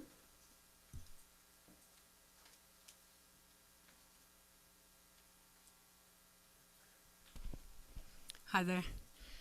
Thanks for the opportunity again. Yeah, I had a few questions, and I do want to thank Mr. Vent for being very pleasant at how he organizes it. But yeah, so on one of the sheets here, LCAP development and consultation, I just need some reassurance because it doesn't seem to emphasize that community members are welcome and an important integral part of it. It talks about possibly needing written comments and that community members can come to one meeting. So I know that's not right, so maybe I just didn't understand it or read the entire 139 pages. So a little reassurance on that. And another comment. Some of the scores in the document to show, because it's all measuring successes and what any of the motions that we are doing are making a difference, and it's always distance from standard instead of percentages. And I have mentioned many times before that for the average person in the public, I mean, maybe teachers are familiar with it, but percentages actually, give parents and community members more of an idea of where the students are at. So I would ask that, if you want to use distance from standard, go for it, but you should put the percentages next to it. And the color thing, I've also seen that in there. That isn't very specific. So anyway, my recommendation would be, can we please use percentages as well? And yeah, each school site, what would be really nice is sometimes this document, it seems like a template of ideas, but I know when I was at the meeting and other people felt this way, some people did, that it would be very beneficial to see each school site and see the makeup of the students, so by grade level, see who are different learners, who are, people who are emergent multilinguals, and basically see the makeup and then see what the interventions are, because so far I've heard of power hour and instructional walkthroughs, but none of those seem very intensive to the individual student. So yeah, also, nowhere in the document does it talk about legal fees for LCAP. I was kind of curious about that. And the other thing that I have a question about is, like, we approved the LCAP one way, and then and York Shingle's position was in it, and then all of a sudden he's out of a job, so that wasn't very good. And lastly, the A through G's, let's not forget about the dyslexics too, because we do mention the other groups and Future Leaders of America, but we forget, like Santa Barbara Dyslexia Projects, we've been talking about it, and we're not even considered a partner. And benchmark assessments, the whole document lacked practical assessments to see, because LaQuesta, they've got a whole sheet, but I didn't see a single assessment, and they have 9% are competent in literacy and 0 in math. So where are the benchmarks, and what did you do for them? Thank you. Thank you. Thank you. Turning back to the board for questions. Ms. Caffrey. Oh, so I think it might just be helpful to get clarification on some of the things that Ms. DeWitt asked. So, for example, the community member input in the LCAP. Specifying that community members are welcome and important. That is the intent. I think that was her question. Yes, I think the key was just trying to communicate it within the document itself. I feel like we wanted to make sure, and I've been hearing over time that we wanted our community members to be involved, right? So I think just making it clear with that. Another thing that I heard regarding some of the comments in particular is that we did hear in the PAC meeting that it is a little confusing, the distance from standard. So if you go to page 16, we did take their input, which was asking to do meet and exceed, and we did include that so we're doing both. In the metrics, we do distance from standard, as well as the analysis, we do include the meet and exceed. So that way you have both metrics to help determine. Oh, but I guess she's asking for percentages. Is that hard to calculate? They're listed. They're listed as percentages. The distance from standard Yes, is. yeah. And then in terms of interventions, Yes. the type of interventions, would you mind talking about that a bit more? What kind of interventions we offer when kids are behind? So we, sure, I can name a few of them in particular that we talk about. So number one, that we have instructional coaches within the elementary space that are actually supporting the push-in model of doing the intervention. So that small group instruction, as you know, is the Power Hour. We also know that our schools, including I know that the high schools are using it, but also junior high schools have invested in intervention in terms specifically of mathematics. It was actually part of our RBL work that we were doing that push-in model and making it viable. So they've invested into that. Other models of support, I would say that Ms. Kenya we could talk about. We have our clinicians, we have our YAOs, we have our FELs. There are various ways of we're approaching the needs of our students. So, I guess specifically curriculum. What kind of interventions? So I can't name specific. Yeah, I see. Okay. Yeah, we would have. That would be part of a. That would be more granular. Yeah. Thank you. Any other questions? Denise. Oh, Ms. Alvarado. We recently invested in a curriculum for secondary Power Up, and it is very similar to, it's for literacy support for students, and that is currently being used. We also use in elementary our Lexia Core 5 and Lexia English, and all those three are very similar, and they're part of the Lexia family of the organization that provides intervention. So it's a platform that allows teachers to provide students with small group, one-on-one intervention, and provide them with target the skills that they need in literacy intervention. So is that a computer program? It is. Got it. So is there any curriculum that's specific to intervention? So that I'll give you. So Lexia is the main intervention that we're using? That's one of the major components. So I'll give you an example of Lexia. For example, Core 5. It targets the main components of learning to read for students. And so teachers utilize it in a way in which you would have the platform and a small group of students would be on the platform.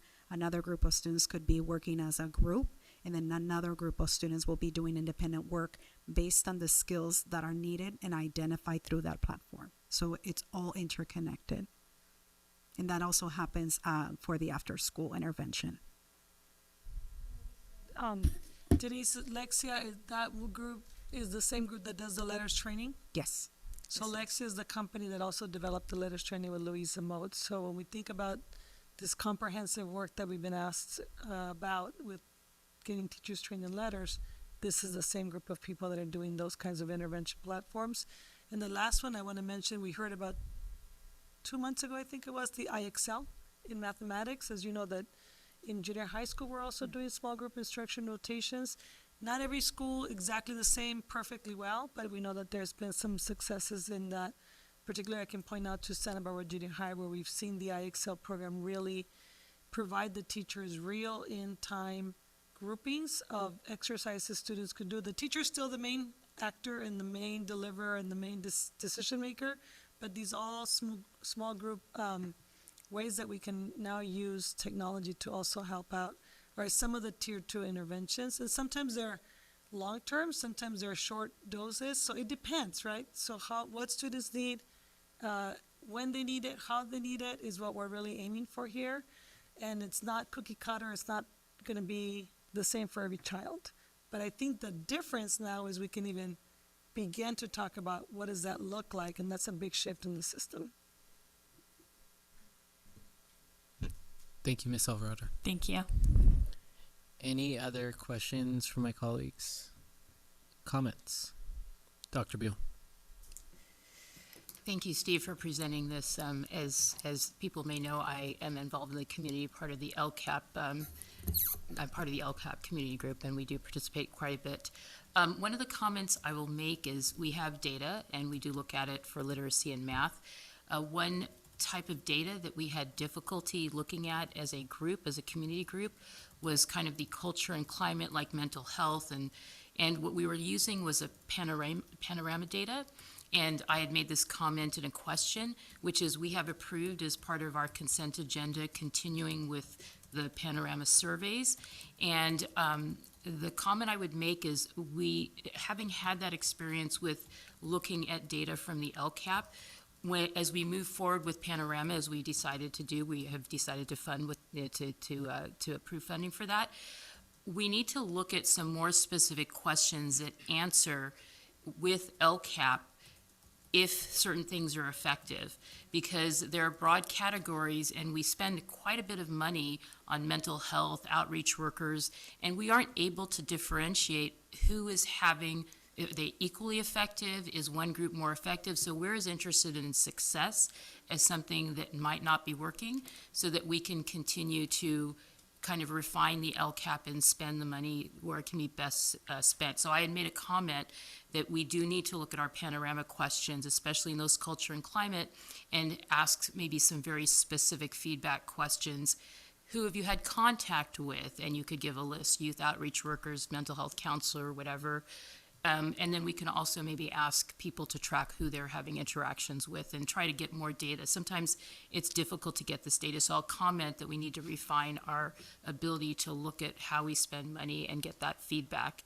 And that will make for a more effective LCAP. And as we know, what we fund through LCAP actually serves all the students. So when we're effective with our groups that are covered by LCAP, we're actually being successful with all of our students. So really refining that process, even though it seems like a relatively small part of our budget.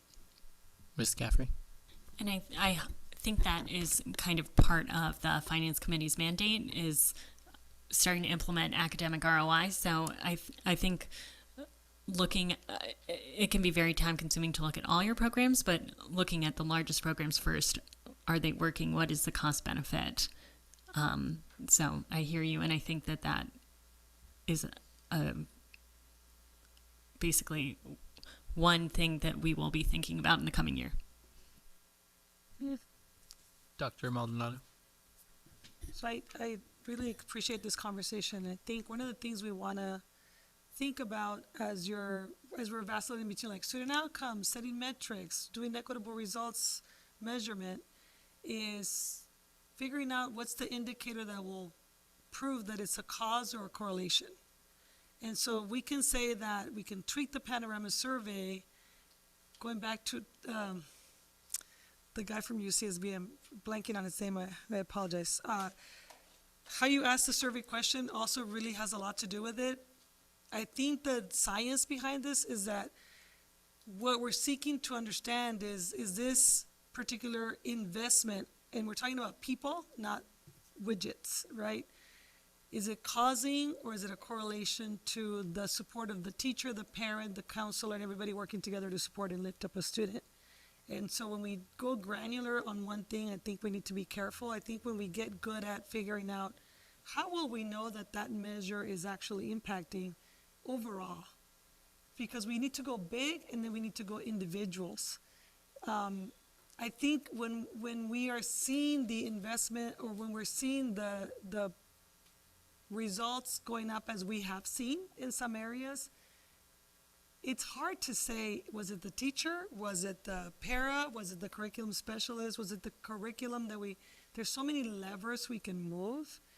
I think that the best thing that we can do once we decide the metrics and the measures that we agree are going to be the key levers, and then we need to measure them for a bit before we can actually say that works or that doesn't. So you can't just throw it all out or put it all back in. So I appreciate the conversation, but causation and correlation are two different things. And as we get good at figuring out the things we want to focus on, measure those for a little bit, I think that we'll get better at. I will say Panorama Survey has been incredible shift compared to Chick's survey, which was once a year that did not give us any real data.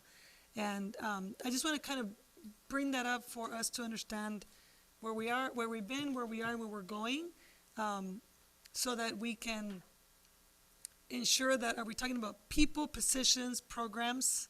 Those all matter too. I appreciate that explanation. I do think that these are, like you said, you have to understand if you ask the question what it really means. But when we look at the LCAP, we are being presented with the panorama data, and we're sort of saying, should we continue to spend money on this? So if there is a better way to ask the question, if we can get that information, we may not be able to do it for everything, right? It is complex, but maybe there's some simple tweaks we can make to the question. I don't know if that would come from the panorama people or an outside expert. I'm not involved in the process. I just have that question. But I do think it is complicated, but whatever we can do to make it more directed would be wonderful. Thank you. Any other comments? If there are none, I will entertain a motion. I move to approve the LCAP for 2025-26. Do I have a second? I second the motion. All right, I have a first and a second. All in favor? Aye. Aye. It is 4-0 with Ms. Munoz absent. And with that, we can look at coming events. Our next regular board meeting is the July 22nd. Everyone have a great 4th of July and a good evening. We'll call this meeting to over. Oh, wait. Wait. Dr. Bill? I do have a question. Yes. It's been so long and so late, and so many things were proposed, but there was something brought up at the beginning of the meeting, and honestly, I cannot remember what it is. It was getting the board packet released a day early. Yeah. So is this something we should, you had asked if there was more support. I think that is something that the way it's working out now, I don't have enough time to really look at stuff because of the Friday night to the Monday. Somehow it's not working. To ask, and really I want to ask questions I probably could spend some time figuring out, but I don't have time to figure it out. So I think Board Member Caffrey is correct that moving it by one day forward might make a huge impact. So I as a board member would like to support that conversation whenever it happens. I hear you. I will, there's some logistics that goes into that, so I'll have that discussion with Dr. Maldonado. I can't promise anything in the immediate future, but it will be something that we'll talk about and work on. Anything else? All right. Now we'll call this meeting over at 9:38. Peace.